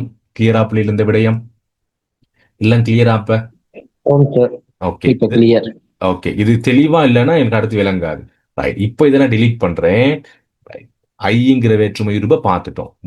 இரண்டாவது விடையும் மூன்றாம் வேற்றுமை உருபு ஆள், ஆண், ஒடு, ஓடு இப்படிங்கிற 4 உருபுகள் இருக்குது. சரியா? மூன்றாம் வேற்றுமைக்கு கருவி கருத்தா வேற்றுமை அப்படின்னு சொல்லுவோம். என்னன்னு சொல்லுவோம்னா கருவி கருத்தா. ஆணும் இல்ல, ஒடுவும் இல்ல. தற்காலத்துல ஆள் ஓடு மட்டும்தான் இருக்கு. இப்போதைக்கு எங்களுக்கு ஓடுங்கிறது தேவையில்லை, இதுதான் தேவை. ஆளுங்கிறது எங்களுக்கு 2 பொருள்ல வரும். ஒன்னு கருவி, இன்னொன்னு கருத்தா. இது ஒடுங்கிறது உடன் நிகழ்ச்சி பொருள் மட்டும் இல்லாம 6 பொருள்ல வரும். பட் எங்களுக்கு இப்ப அது தேவையில்லை, அதை மறந்துடும். இப்ப அது எங்களுக்கு தேவையில்லை. இப்போ எங்களுக்கு தேவை சாரி கருவியும் கருத்தாவும் தான். முதலாவது வாக்கியம் ஒண்ணு நான் டைப் பண்றேன் பாருங்க. விலங்கலப்பா? உடல் நிகழ்ச்சி பொருள் எக்ஸாமுக்கு வராதா? உடன் நிகழ்ச்சி பொருள் எக்ஸாமுக்கு வராதாவா? கண்டிப்பா வரும் பிள்ளை, உடன் நிகழ்ச்சி பொருள் கண்டிப்பா வரும். ஓகே, இதை சொல்லிடுறேன். ஓகே, உடன் நிகழ்ச்சி பொருள் மட்டும்தான் கண்டிப்பா வரும். இது வந்து எங்களுக்கு செய்வினை செயற்பாட்டு வினையில மட்டும்தான் தேவை. உடன் நிகழ்ச்சி பொருள் நான் வேற்றுமையில படிப்பிப்பேங்கிறேன். விளங்குதா? இது வந்து நான் வேற்றுமை படிப்பிக்கல உங்களுக்கு, நான் இந்த 2ஐயும் படிப்பிச்சிருக்கணும். இது படிப்பிக்கலைன்னா உங்களுக்கு செய்வினை செயற்பாட்டு வினை விளங்காது. அதனாலதான் மறக்கதை கொஞ்சம் ஞாபகப்படுத்துறேன். அது மட்டும் தான். உடன் நிகழ்ச்சி பொருள் சம்பந்தம் நம்ம கண்டிப்பா பார்ப்போம். அந்த ஓடுங்கிற உருவு என்னென்ன பொருள்ல வரும் அது மட்டும் தான் உங்களுக்கு கூடுதலா வரும் பார்ட் 1க்கு. ஓகே, இப்ப பாருங்க, கருவினா மாலாவை எடுத்துக்கிறேன் பிள்ளைகள். மாலா கத்தியால் வெட்டினால்,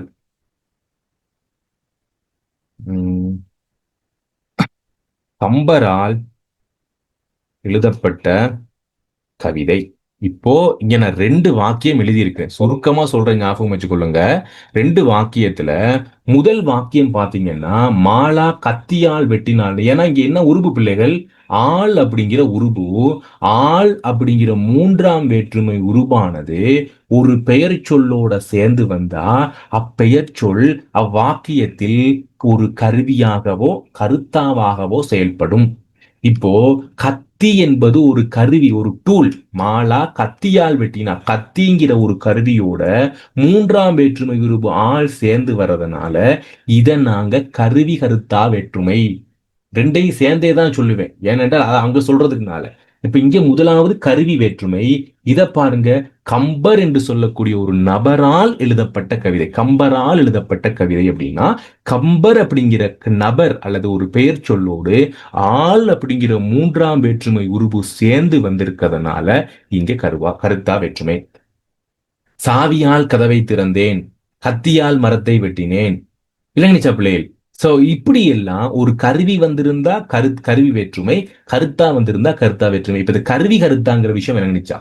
இந்த வாக்கியத்துல எங்க செயற்பட பொருள் இருக்கு பிள்ளைய கண்டுபிடிங்க பார்ப்போம்.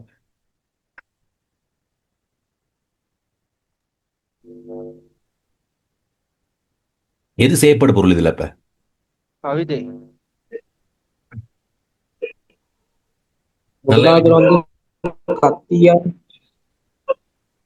இல்ல பிள்ளைகள், மறுக நான் சொல்றத சரியா விளங்கி கொள்ளுங்க.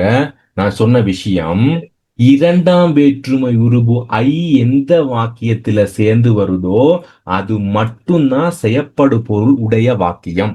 இரண்டாம் வேற்றுமை உருபு ஐ என்பது சேர்ந்து வரலன்னா அந்த வாக்கியத்துல செயற்படு பொருள் இல்லை, அது செயற்படு பொருள் குன்றிய வாக்கியம். செயற்படு பொருள் குன்றா வாக்கியம்னா இரண்டாம் வேற்றுமை உருபு இருக்கும், செயற்படு பொருள் குன்றிய வாக்கியம்னா செயற்படு பொருள் அங்க இருக்காது. ஆக இந்த வாக்கியத்துல செயற்படு பொருள் வாக்கியம் இல்ல, இது கருவி கருத்தா வாக்கியம். இப்போ சொன்னது விளங்குனிச்சா தெளிவா? நான் சொன்ன விஷயம் கிளியரா விளங்குனிச்சாப்லே? ஓகே, இப்போ நாங்க வருவோமா செய்வினை செயற்பாட்டு வினைக்கு? இப்போ வாங்க செய்வினை செயற்பாட்டு வினைக்கு. நான் மிக வேகமா 1 நிமிடத்துல சொல்லிடுவேன். இப்ப பாருங்க, இரண்டாம் வேற்றுமை உருபு இருந்தா அது செய்வினை, மூன்றாம் வேற்றுமை உருபு இருந்தா அது செயற்பாட்டு வினை. நான் சொல்றது கிளியரா விளங்குனிச்சா? இங்க வந்துருங்க.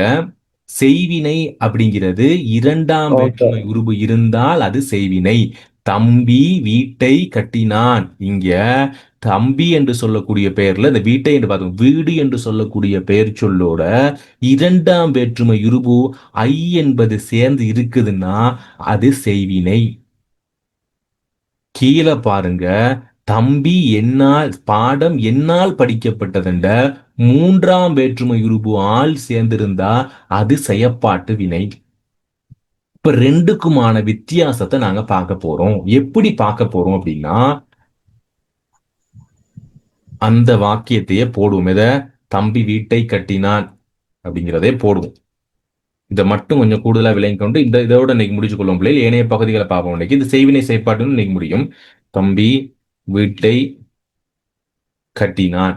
இது என்ன வாக்கியம் என்று சொன்னால் செய்வினை.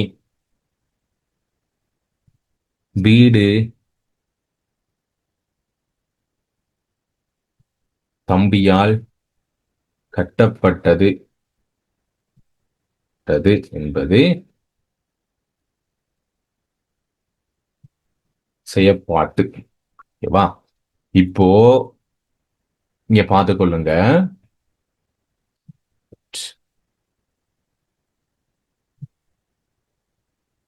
செய்வினை வாக்கியத்துல நான் சொன்னது மாதிரி என்ன இருக்கும் அப்படின்னா, இரண்டாம் வேற்றுமை உருபு இருக்கும்.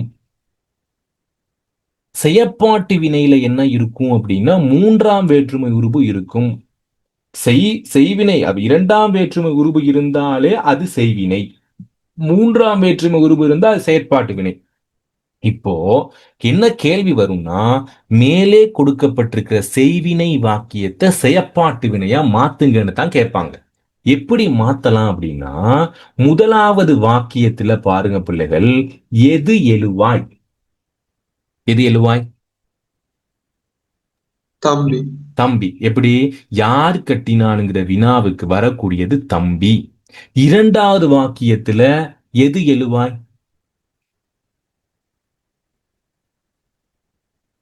எது எழுவாய்? வீடு. Okay, very good. வீடு, வெரி குட்.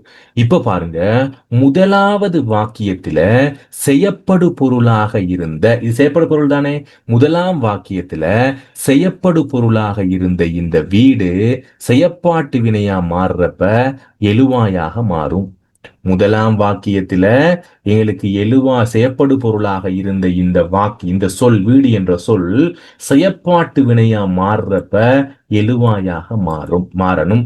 அப்படி மாத்தணும் என்று சொன்னா நாங்க என்ன செய்யணும் என்று சொன்னா, வீடு என்று சொல்லக்கூடிய பெயர் சொல்லோட இருக்கிற ஐ என்ற வேற்றுமை ரூபா அழிச்சிட்டு இல்லாம ஆக்கிட்டு வெறும் வீடு என்று மட்டும் இங்க போடணும். அதே நேரம் செய்வினையில எழுவாயாக இருந்த தம்பியோட யார சேர்க்கணும்னா, மூன்றாம் வேற்றுமை உருப ஆளை சேர்த்து விட்டுட்டோம் என்று சொன்னாலே எங்களுக்கு செய்வினையாக இருப்பது செயற்பாட்டு வினையா மாறிடும். ஆனா என்ன மாறணும் அப்படின்னா, முதலாம் வாக்கியத்துல தம்பி என்ற எழுவாயாக இருந்தால் அதனுடைய வினை முற்று எங்களுக்கு இப்படி இருக்கும், கட்டினான்னு. ஆனா இரண்டாம் வாக்கியம் செயற்பாட்டு வினையில வீடு என்பது பெயர் எழுவாயாக மாறுறதுனால அதற்கு ஏற்றபடிதான் பயனிலைய மாத்தணும். வீடு தம்பியால் கட்டப்பட்டது, தம்பியால் வீடு கட்டப்பட்டதுன்னு மாத்தலாம். ஞாபகம் வச்சிருக்க வேண்டியது, செய்வினை என்று சொல்லப்படுறது இரண்டாம் வேற்றுமை உருபு ஐ சேர்ந்திருக்கும். அப்படிப்பட்ட ஐ இருந்தால் அது செய்வினை. இரண்டாம் வேற்றுமை உருபு ஐய நீக்கி இங்கே எழுவாயாகவும் மேலே இருக்கிற தம்பி என்ற எழுவாயோட மூன்றாம் வேற்றுமை ஆள் சேர்த்தா கருவி அல்லது கருத்தாவாக வந்தால் அது செயற்பாட்டு வினை வாக்கியம். இன்னும் சில வாக்கியங்களை உங்களுக்கு விளங்கப்படுத்துறேன். இங்க பாருங்க, செய்வினை செயற்பாட்டு வினை உதாரணங்கள். மாணவர்கள் வகுப்பறையை சுத்தம் செய்தனர். என்ன வினை பிள்ளைகள்? இது செய்வினையா செயற்பாட்டு வினையா? வேகமா சொல்லணும். செய்வினை. செய்வினை. காரணம் இரண்டாம் வேற்றுமை உருபு ஐ இங்கே இருக்குது. அப்ப நாங்க என்ன செய்யணும்? இரண்டாம் வேற்றுமை உருபை நீக்குனா வகுப்பறைன்னு வந்துரும். வகுப்பறையை தானே. வகுப்பறை அப்படிங்கிறது ரை இருந்தால் அது ஐ இல்ல, வகுப்பறையைன்னு தான். அப்ப இரண்டாம் வேற்றுமை உருபு ஐயை நீக்கிட்டா வகுப்பறை. மாணவர்கள் என்று சொல்லக்கூடிய இந்த சொல்லோட என்ன சேர்த்திருக்கிறோம்? மூன்றாம் வேற்றுமை உருபு ஆள் சேர்த்திருக்கிறோம். அப்ப வகுப்பறை மாணவர்களால் சுத்தம் செய்யப்பட்டது அப்படின்னு வரும். இது செயற்பாட்டு வினை. மாணவர்கள் வகுப்பறை சுத்தம் செய்யப்பட்டதுனாலும் பிரச்சனை இல்லை. மறுகணும் சொல்றேன். ஆசிரியர் இலக்கணம் கற்பித்தார். இது என்ன வினை? செய்வினை. ஆனால் ஒரு பிரச்சனை இருக்கு. என்ன பிரச்சனை இருக்குன்னு பாருங்க. ஐ என்ற வேற்றுமை உருபு இல்லையே எங்களுக்கு அப்படின்னா. அப்ப எப்படி இது செய்வினையா மாறும்? ஆளோருக்கும் இல்லையே சார் இதுல. ஓகே, அதான் கேட்கிறேன். இப்போ இதுல ஐ அப்ப நீங்க டக்குன்னு சொன்னீங்க செய்வினை சார். பட் என்ன இல்ல, இதுல ஐ என்ற வேற்றுமை உருபு இல்ல. அப்ப நாங்க என்ன செய்யலாம்? இப்ப இது என்ன வினை? அப்படிங்கிற சந்தர்ப்பத்துல நாங்க பார்க்கணும். இலக்கணம் என்று சொல்லக்கூடிய பெயர் சொல்லோட ஐ என்ற வேற்றுமை உருபு மறைந்து வந்திருக்குது. ஆசிரியர் இலக்கணத்தை கற்பித்தார் அப்படின்னு வரவேண்டிய சொல்லில ஆசிரியர் இலக்கணம் கற்பித்தார்னு தொகையாக வந்திருக்குது. தொகை என்றால் மறைஞ்சி. ஞாபகம் இருக்கா? வேற்றுமை தொகை, வினைத்தொகை, உண்மை தொகை, ஊமை தொகை, அன்மொழி தொகை என்று தொகை படிச்சோம். மறைஞ்சி வந்திருக்குது. ஐ என்பது என்ன செஞ்சிருக்கீங்க? மறைந்து வந்திருந்தாலும் அது செய்வினைதான். கிளியரா பிள்ளைப்பது? கிளியரா? ஓம் சார். ஓகே. ஆக இப்ப என்ன செய்ய போறோம்? இலக்கணம் என்று சொல்றது எங்களுக்கு நேரடியா வந்துடும். ஏன்னா ஐயா ஏற்கனவே நீக்கிதான் இருக்கிறாங்க. ஆசிரியர் என்ற பெயர் சொல்லோட என்ன சேர்க்கிறோம்? ஆள் உருபு சேர்த்தா இலக்கணம் ஆசிரியரால் கற்பிக்கப்பட்டது. ஆசிரியர் இலக்கணம் கற்பித்தார். ஓகே. இப்போ நாட்காலி தச்சனால் செய்யப்பட்டது. என்ன வினை? செய்வினையா செயற்பாட்டு வினையா? செயற்பாட்டு வினை. இதை எப்படி நாங்க செய்வினையா மாத்துவோம்? இப்ப தலைகீழா மாறுது. செய்வினையை செயற்பாடா மாத்தணும். செயற்பா இப்ப என்ன செய்யலாம்? நாட்காலி இருக்குது. நாட்காலியோட என்னத்தை சேர்க்கணும்? ஐய சேர்க்கணும். ஐய சேர்த்த நாற்காலியை. தச்சன்கிறதுல என்னத்தை நீக்கணும்? ஆள். ஆளுருப நீக்கணும். ஆக நாற்காலியை தச்சன் செய்யப்பட்டதா என்ன வரும்? செய்யப்பட்டான். இல்ல, தச்சன் நாற்காலியை செய்தான். செய்தான். அவ்வளவுதான். இங்க பாருங்க. தச்சன் நாற்காலியை செய்தான், நாற்காலியை தச்சன் செய்தான். மாறி மாறி வந்தா பிரச்சனை இல்ல. பட் என்ன எங்களுக்கு ஞாபகம் இருக்கணும்? செயற்பாட்டு வினைனா ஆள் இருக்கும், செய்வினைனா இரண்டாம் வேற்றுமை ஐ இருக்கும். அவ்வளவுதான். குயில் பாட்டு பாரதியால் எழுதப்பட்டது. சோ இதை மாத்துங்க பாப்போம். எப்படி மாத்தலாம்? வேகமா யாராவது ஒரு ஆள் சொல்லுங்க. பாரதியார் குயில்பாட்டு. Very good. பாரதியார் குயில் பாட்டை எழுதினார். அவ்வளவுதான். பாரதி குயில் பாட்டை எழுதினார். அவ்வளவுதான். பாரதியார்னு போட்டாலும் சரி, பாரதின்னு போட்டாலும் சரி, குயில் பாட்டை பாரதி எழுதினார். இப்போ உங்களுக்கு இது விளங்கிச்சாப்பிலே. தன்வினை இதெல்லாம் நாங்க அடுத்த வினை சொற்கள்ல தான் படிப்போம். ஓம் சார். ஓம் சார் விளங்கிட்டு. எல்லாருக்கும் விளங்கிச்சாப்பிலே. செய்வினை செயற்பாட்டு வினை இதுதான் கொஞ்சம் உங்களுக்கு கஷ்டம். சோ இப்ப கிளியராண்டு தெரியல, இந்த அளவு கிளியராண்டு தெரியல. Okay good. எல்லாருக்கும் கிளியராண்டா ஆன்சர் பண்ணுங்க. ஓகே, மறுக ஒருக்கா பார்த்துக்கொள்ளுங்க. ஸோ இன்னும் கிளியர் இல்லைண்டா மறுக ஒருக்கா வீடியோ பாருங்க. ஃபுல்லா தெளிவா உட்காந்து கிளியரா வீடியோ பார்த்தீங்கன்னா நான் தெளிவா உச்சரிப்பெல்லாம் தெளிவா சொன்னேன். அப்போ கொஞ்சம் ஞாபகம் வச்சுக்கொள்ளலாம். ஓகே, இப்போ ஏனைய வினை சொற்களை பார்த்துக்கொள்ளலாம். இன்னொரு 10-15 நிமிடத்துல நான் 10 நிமிடம் தான், 10 நிமிடம் சரியா 11:30 மணிக்கு முடிச்சிருப்பேன். இன்னும் கொஞ்சம் தான் இருக்கு வினை சொற்கள், இன்னும் கொஞ்சம் தான் இருக்குது. அடுத்த இதுல பார்க்கலாம். ஓகே, கொஞ்சம் பழமொழிகளை பார்த்துக்கொள்வோம் பிள்ளைகள். பழமொழிகள் எங்களுக்கு கண்டிப்பா வரக்கூடிய ஒன்றாக இருக்கும். சோ எங்களுக்கு இந்த பழமொழிகளை நான் வாசிக்க போறதுல கொஞ்சம் கொஞ்சமா வாசிப்போமா, ஒவ்வொருத்தரா வாசிக்கிறதுக்கு ட்ரை பண்ணுவோம். சோ முதலாவது யாரு வாசிக்க போறா? சோ இதை ஒரு ஆள் வாசிங்க. நான் வாசிக்கிறேன் சார். ஓகே, சச்சின் வாசி ஸ்டார்ட் பண்ணுங்க. எதுல இருந்து சார் இது வரைக்கும்? அடம்பன் கொடி இங்க மட்டும் இருக்கு. ஓகே. அடம்பன் கொடியில் திரண்டால் மடுக்கு. கருத்து ஒற்றுமையை பலம். அகத்தின் அழகு மோதி தெரியும்.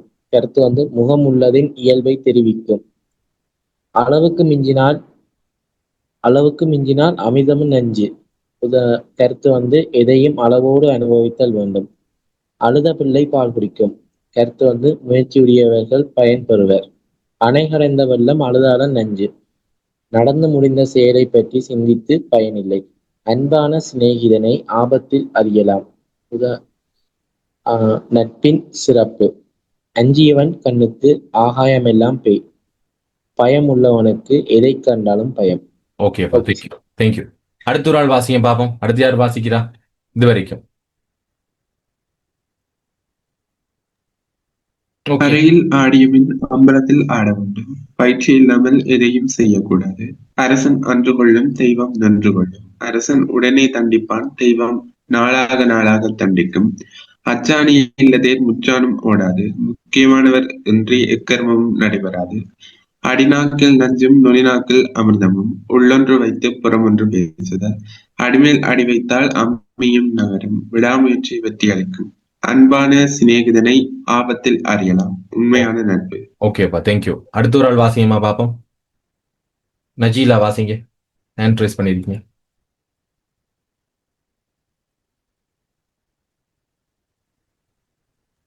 சார் அவங்க ஹேண்டை தூக்கினா ஹேண்டை கீழே இறக்கையில, அதான் பிரச்சனை. Okay okay okay. வேற யாராவது வேகமா வாசிங்கம்மா, டைம் பத்தாது. கொஞ்சம் கொஞ்சம் வாசிச்சா உங்களுக்கு ஞாபகம் இருக்கும். அதுக்கு தான் நானே வாசிச்சேன்டா, எனக்கு தான் ஞாபகம் இருக்கும். Very good. ஆலையில்லா ஊருக்கு இலிப்பைப்பூ சர்க்கரை, அற்பனுக்கு மதிப்பு. நாளைக்கு வினைச்சொல் இருக்கு பிள்ளைகள். அப்ப நாளைக்கு எங்களுக்கு வினைச்சொற்களை முடிச்சு கொள்ளலாம். பின்ன கம்பராமாயணம் வந்து உங்களுக்கு 13வது நாள் கம்பராமாயண பகுதி இருக்குது. ஸோ அதுக்கு முன்னாடி எல்லாரும் அந்த பாடல்களை கொஞ்சம் கேட்டு பாருங்க. ஒரு கசரி கேட்டு பாருங்க, உங்களுக்கு வேகமா பாடமாய்க்கொள்ளலாம். பாடல் கேட்டீங்களா? 7 பாடல்களையும். ஓம் சார். ஓகே. கொஞ்சம் ஈஸியா, ஒரு சில உச்சரிப்பு மட்டும் கொஞ்சம் இதாகும், மற்றபடி ஃபுல்லா கிளியரா தான் இருக்கு. சார் நான் இன்னும் ஸ்டார்ட் பண்ணல சார் கேட்கறதுக்கு. ஓகே, கேளுங்க. எல்லாம் 2 நிமிடம் 3 நிமிட பாடல்கள் தான். கேட்டு பாருங்க. ஓகே, வாசிங்க. இனி வாசிங்க. இதுல இருந்து வாசிக்கிறோம். அரை காசுக்கு என்று சொல்லி இருந்த வாசி. ட்ரெண்ட் ஆயிட்டாங்களா? Okay sir. அரைக்காசுக்கு அளித்த கற்பு 1000 பொன் கொடுத்தாலும் வராதே. கற்பின் பெருமை. ஆழமறியாது காலை விடாதே. எதையும் ஆராய்ந்து பார்த்து செய்தல் வேண்டும். ஆணைக்கும் அடி சறுக்கும். பெரியவர்களுக்கும் தவறு ஏற்படலாம். ஆடத் தெரியாதவன் அரங்கு கோணல் என்றான். விடத் தெளிவின்றி எதையும் குறை கூறாதே. ஆத்திரக்காரனுக்கு புத்தி மத்திமம். கோபம் அறிவை கெடுக்கும். 6லும் சாவு 100லும் சாவு. நிலையில்லாத வாழ்வு. ஆறின கஞ்சி பழங்கஞ்சி. எக்காரியத்தையும் தாமதப்படுத்தக் கூடாது. ஆடு நனைகின்றதென்று ஓநாய் அழுகிறது. பொய் அழுகை. ஓகேம்மா, தேங்க்யூ. ஓகே, வேற இன்னொரு ஆள் வாசிங்கம்மா பாப்போம். இன்னொரு ஆள் வாசிங்க. இதுல இருந்து வாசிங்க.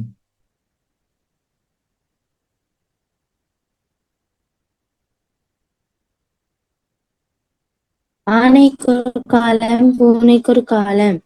ஆனையில்லா ஊருக்கு இலிப்பைப்பூ சரக்கரை, அற்பனுக்கு மதிப்பு. ஆனைக்கொரு காலம் பூனைக்கொரு காலம். காலம் மாறலாம். ஆலம் அமுக்கினால் நாலிமுகம் வாகாது. கொல்லக்கூடிய அளவே கொல்லும். இளமையில் கல்வி சிலையிலே எழுத்து. இளமையில் கற்பது என்னும் நிலைத்திருக்கும். இக்கரை மாட்டுக்கு அக்கரை பச்சை. திருப்தியற்ற மனம். இட்டுக்கெட்டார் எங்கும் இல்லை. தர்மம் செய்தவர்கள் அழிவதில்லை. இட்டுக்கெட்டார் எவரும் இல்லை. உதவி செய்து கெட்டு போனவர்கள் எவரும் இல்லை. இளங்கன்று பயமறியாது. வாலிபத் துணிவு. இறக்கப் போனாலும் சிறக்கப் போ. வறுமையிலும் சிறப்பாக வாழ வேண்டும். ஓகேம்மா, தேங்க்யூ. தலால், நீங்க அந்த ப்ரொஃபைல் செய்யல தானே இன்னும்? இந்த வேலை முடியல தானே இன்னும்? இல்ல சார், செய்யணும். ஓகே, ரெஜிஸ்ட்ரேஷன் முடிச்சிடுங்க. அப்புறம் உங்களுக்கு ரெக்கார்டிங். இமெயில் பாஸ்வேர்ட் மறந்துட்டு அதான் செய்யறேன் சார். ஓகே, இல்லைன்னா உங்களுக்கு ரெக்கார்டிங் எதுவும் பார்க்க இயலாது. ஓகே ஓகே பிள்ளைகள், அப்போ ஏனைய விடயங்களை கொஞ்சம் ஒருக்க வாசிச்சுக்கிறேங்க. ஸோ எங்களுக்கு ஏராளமா நான் கொடுத்துருக்கிறேன். ஸோ இன்னைக்கு வாசிக்கு போன கிளாஸே முடிஞ்சு போயிடும். ஸோ நாங்கள் பத்திரிகை செய்தியை பார்த்துட்டு டைம் இருந்தால் மிச்சத்தை பார்ப்போம். பத்திரிகை செய்தி பிள்ளைகள் எங்களுக்கு எக்ஸாமுக்கு வர போறது இல்லை. பத்திரிகை செய்தி இது வரைக்கும் வந்தது இல்லை. பட் இருந்தாலும் நாங்கள் ஒருக்கா பார்த்துக்கொள்வோம். ஸோ எங்களோட சிலபஸ்ல இருக்குது. நான் சிலபஸ் ஃபுல்லாவே கவர் பண்றேன். ஸோ பார்த்துக்கொள்வோம். தகவல்களை 10 நிமிடம் தான் பிள்ளைகள். 11:35 முடிஞ்ச கிளாஸ். தகவல்களை பொதுமக்கள் அறிந்து கொள்ளும் போது தகவல்களுடைய சாதனங்களும் எங்களுக்கு வேகமாக இருக்கணும். இப்ப இன்றைக்கு தெரிவிக்கிற ஒரு தகவல் என்ன அப்படின்னா, இன்றைக்கு 20 வயசுல இருக்கிற பிள்ளைகளுக்கு இன்னைக்கு 13 வயது விகித வேலை வாய்ப்பு இல்லாம போயிடுச்சு. இப்போ உங்களுக்கு எல்லாம் கிட்டத்தட்ட 16 வயதுன்னு நினைக்கிறேன். நீங்க 20 வயது வருகின்ற பொழுது உங்களுக்கான வேலை வாய்ப்புகள் இலங்கையில குறைஞ்சிருக்கும். கிட்டத்தட்ட 40 வீத வேலை வாய்ப்பு உங்களுக்கு இருக்காது. வேலையெல்லாம் எடுத்துக்கொள்றது ரொம்ப ரொம்ப கஷ்டமாக போகுது எதிர்காலம். ஏன்னா ஏஐயினுடைய வருகை எங்களுக்கு ரொம்ப ரொம்ப கஷ்டமாகும். சரியா? அதனால ஞாபகம் வச்சுக்கொள்ளுங்க. என்ன துறையை சரியா தேர்ந்தெடுக்கணுங்கிறத தெரிவு பண்ணி இனிமே படிக்கிறத பாருங்க. ஓகே. அப்போ அப்படிப்பட்ட ஒரு துறை சம்பந்தமாக பத்திரிகை துறை ஆரம்ப காலகட்டத்துல எங்களுக்கு 1930ஆம் ஆண்டுகள் எல்லாம் பாத்தீங்கன்னா பத்திரிகை இல்லாம உலகமே இல்லை அப்படிங்கிற அளவுக்கு இருந்தது. மணிக்கொடி காலம் எல்லாம் பார்க்கலாம். பட் இன்னைக்கு பத்திரிகைகள்ல செய்திகள் வர முன்னாடி நாங்க Facebookல பாத்துடுறோம். பத்திரிகைகள்ல பாக்குறவருடைய விகிதம் குறைஞ்சே போச்சு. யாரெல்லாம் பாக்குறாங்க அப்படின்னா ஒரு சிலர் மட்டும், அதுவும் ஒரு சிலர்கள் அந்த கொஞ்சம் கஷ்டம் பழைய ஆட்கள் மட்டும் தான் பாக்குறாங்க. நாங்க யாருமே பத்திரிகைகளை வாசிக்கிறதே இல்லை. ஏன்னாதான் பத்திரிகையில வரவங்களுக்கு நாங்க பாத்துடுறோமே. அப்படிப்பட்ட பத்திரிகை செய்தி ஒன்றை எப்படி எழுதுறது அப்படிங்கிறத பத்தி சொல்றாங்க. அதுக்கு முன்னாடி செய்தினா என்ன, ஒரு நியூஸ்னா என்ன அப்படின்னா, உதாரணம் ஒண்ணு கொடுத்திருக்கேன் பாருங்க, நல்லா இருக்காண்டு. நாய் மனிதனை கடித்தால் அது செய்தி இல்லை, அது டெய்லி நடக்கிறது. ஆனா மனிதன் நாயை கடித்தால் அது செய்தி. ஏன்னா என்னப்பா அந்த மனிதன் நாயை கடிச்சிட்டானா அப்படின்னு சொல்லி நாங்க பரவலா சொல்லுவோம். அப்ப நியூஸ் அப்படிங்கிறது இப்படி இருக்கணும், வித்தியாசமாக இருக்கணும். அதாவது செய்தியானது நடைமுறையில் நடக்கக்கூடிய நிகழ்வுகளிலிருந்து மாறுபட்ட ஒரு செயலா இருக்கணும். அதுதான் நாங்க செய்தி நியூஸ்னு சொல்லுவோம். கிளியரா? மனிதன் நாயை கடிக்கிறது இயல்பானது. ஆனா நாய் மனிதனை கடிக்கிறது இயல்பானது. மனிதன் நாயை கடிக்கிறதுங்கிறது கொஞ்சம் மாறுபட்ட விஷயம். இப்படி இருக்கணும் செய்தி அப்படிங்கிறது. பத்திரிகை செய்தியும் அப்படி இருக்கணும், கொஞ்சம் விறுவிறுப்பானதா இருக்கணும். பத்திரிகை செய்திகளை எழுதும் போது பின்பற்ற வேண்டிய அம்சங்கள், முதலாவது விடயத்தெளிவும் சுருக்கமும் இருக்கணும். தேவைன்னா விரிச்சு எழுதலாம். எளிமையான மொழிநடை. காரணம் கற்றோரும் பாமர மக்களும் பார்க்கக்கூடிய உண்டு அப்படிங்கிறனால எங்களுக்கு எளிமையாக இருக்கணும். எழுத்து பிழை இருக்கக்கூடாது, சொற்பிழைகள் இருக்கக்கூடாது, வாக்கிய பிழைகள், இலக்கண பிழைகள் எல்லாம் தவிர்த்துட்டு நாங்க கண்டிப்பா ஒரு பத்திரிகை செய்தியை நாங்க எழுதணும். காரணம், ஏதாவது ஒரு எழுத்து பிழையா போயிடுச்சுன்னு சொன்னாலும் அந்த வாக்கியமே அந்த பொருளே மாறி போயிடும். அடுத்து தனித்துவமான சொற்களை நாங்க பயன்படுத்தணும், பக்க சார்பில்லாம பயன்படுத்தணும். ஏன்னா நாங்க இவர் பெரியவர் அவர் பெரியவர் என்று நாங்க பார்த்து எழுதியல நியூஸ் எழுதியலாது, நம்பகத்தன்மையாக பிரசுரிக்கப்படுதல் வேண்டும். உதாரணத்துக்கு ஒரு செய்தி இங்க போட்டிருக்கிறோம். பத்திரிகை செய்தியினுடைய அமைப்பு, முதலாவது தலைப்பு இருக்கணும். தலைப்பு அப்படிங்கிறது என்ன அப்படின்னா, ஒரு நியூஸ் பேப்பரை பாருங்க.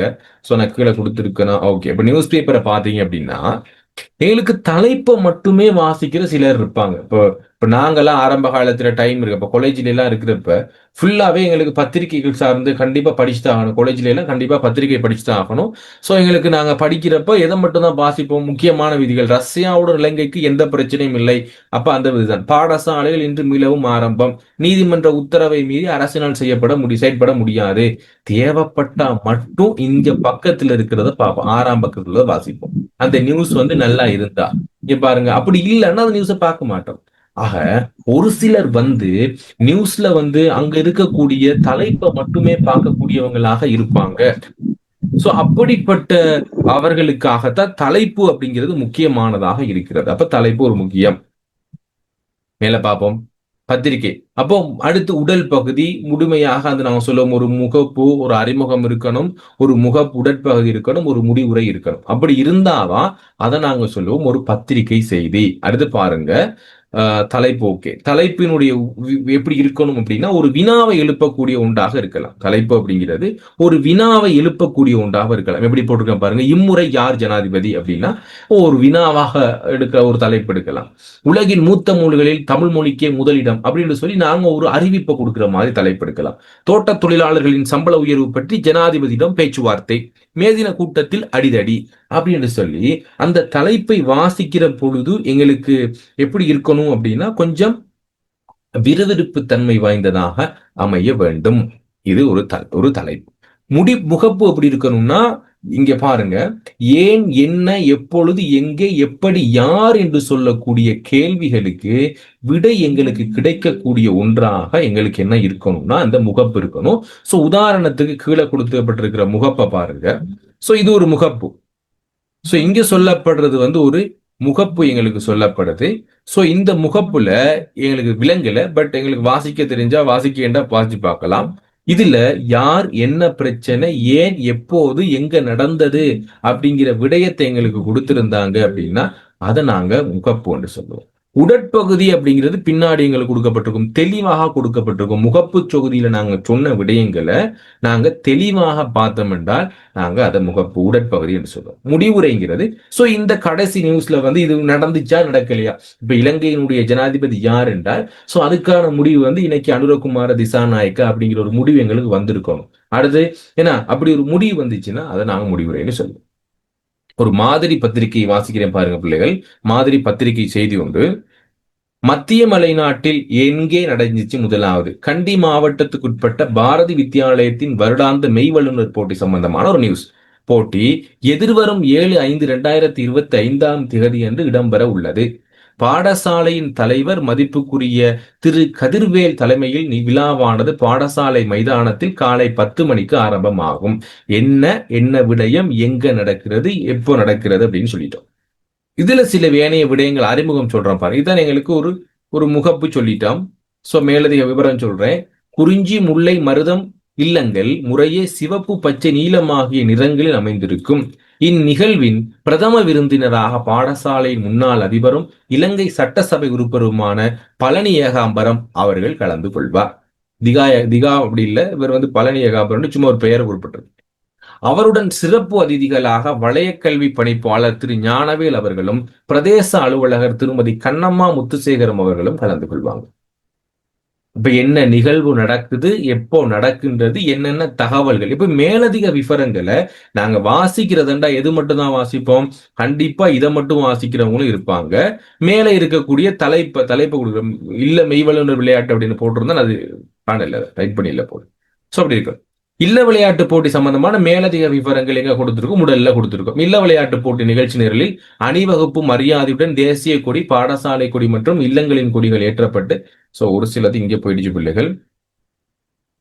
சோ இப்படி வந்து ஓகே, இதோட முடிச்சுக்கொள்ளும். இப்படி எங்களுக்கு ஒரு செய்தி அப்படிங்கிறது ஒரு தலைப்பு, ஒரு முகப்பு, ஒரு உடற்பகுதி, ஒரு முடிவுரை ஆகிய பகுதிகளாக எங்களுக்கு உள்ளடங்கி இருக்கணும். இது ஒரு பத்திரிகை செய்தி, இப்படிதான் இருக்கணுங்கிறத தெரிஞ்சு கொள்ளுங்க. சோ எக்ஸாமுக்காக இதெல்லாம் நாங்க படிச்சு டைம் வேஸ்ட் பண்ண தேவையில்லை. பட் எக்ஸாமுக்காக இதெல்லாம் வராது. ஒரு 3ஆம் தவணை எக்ஸாமுக்கு என்ன வரலாம், பட் ஓலெவல் எக்ஸாமுக்கு எங்களுக்கு இதை கொடுக்க மாட்டாங்க.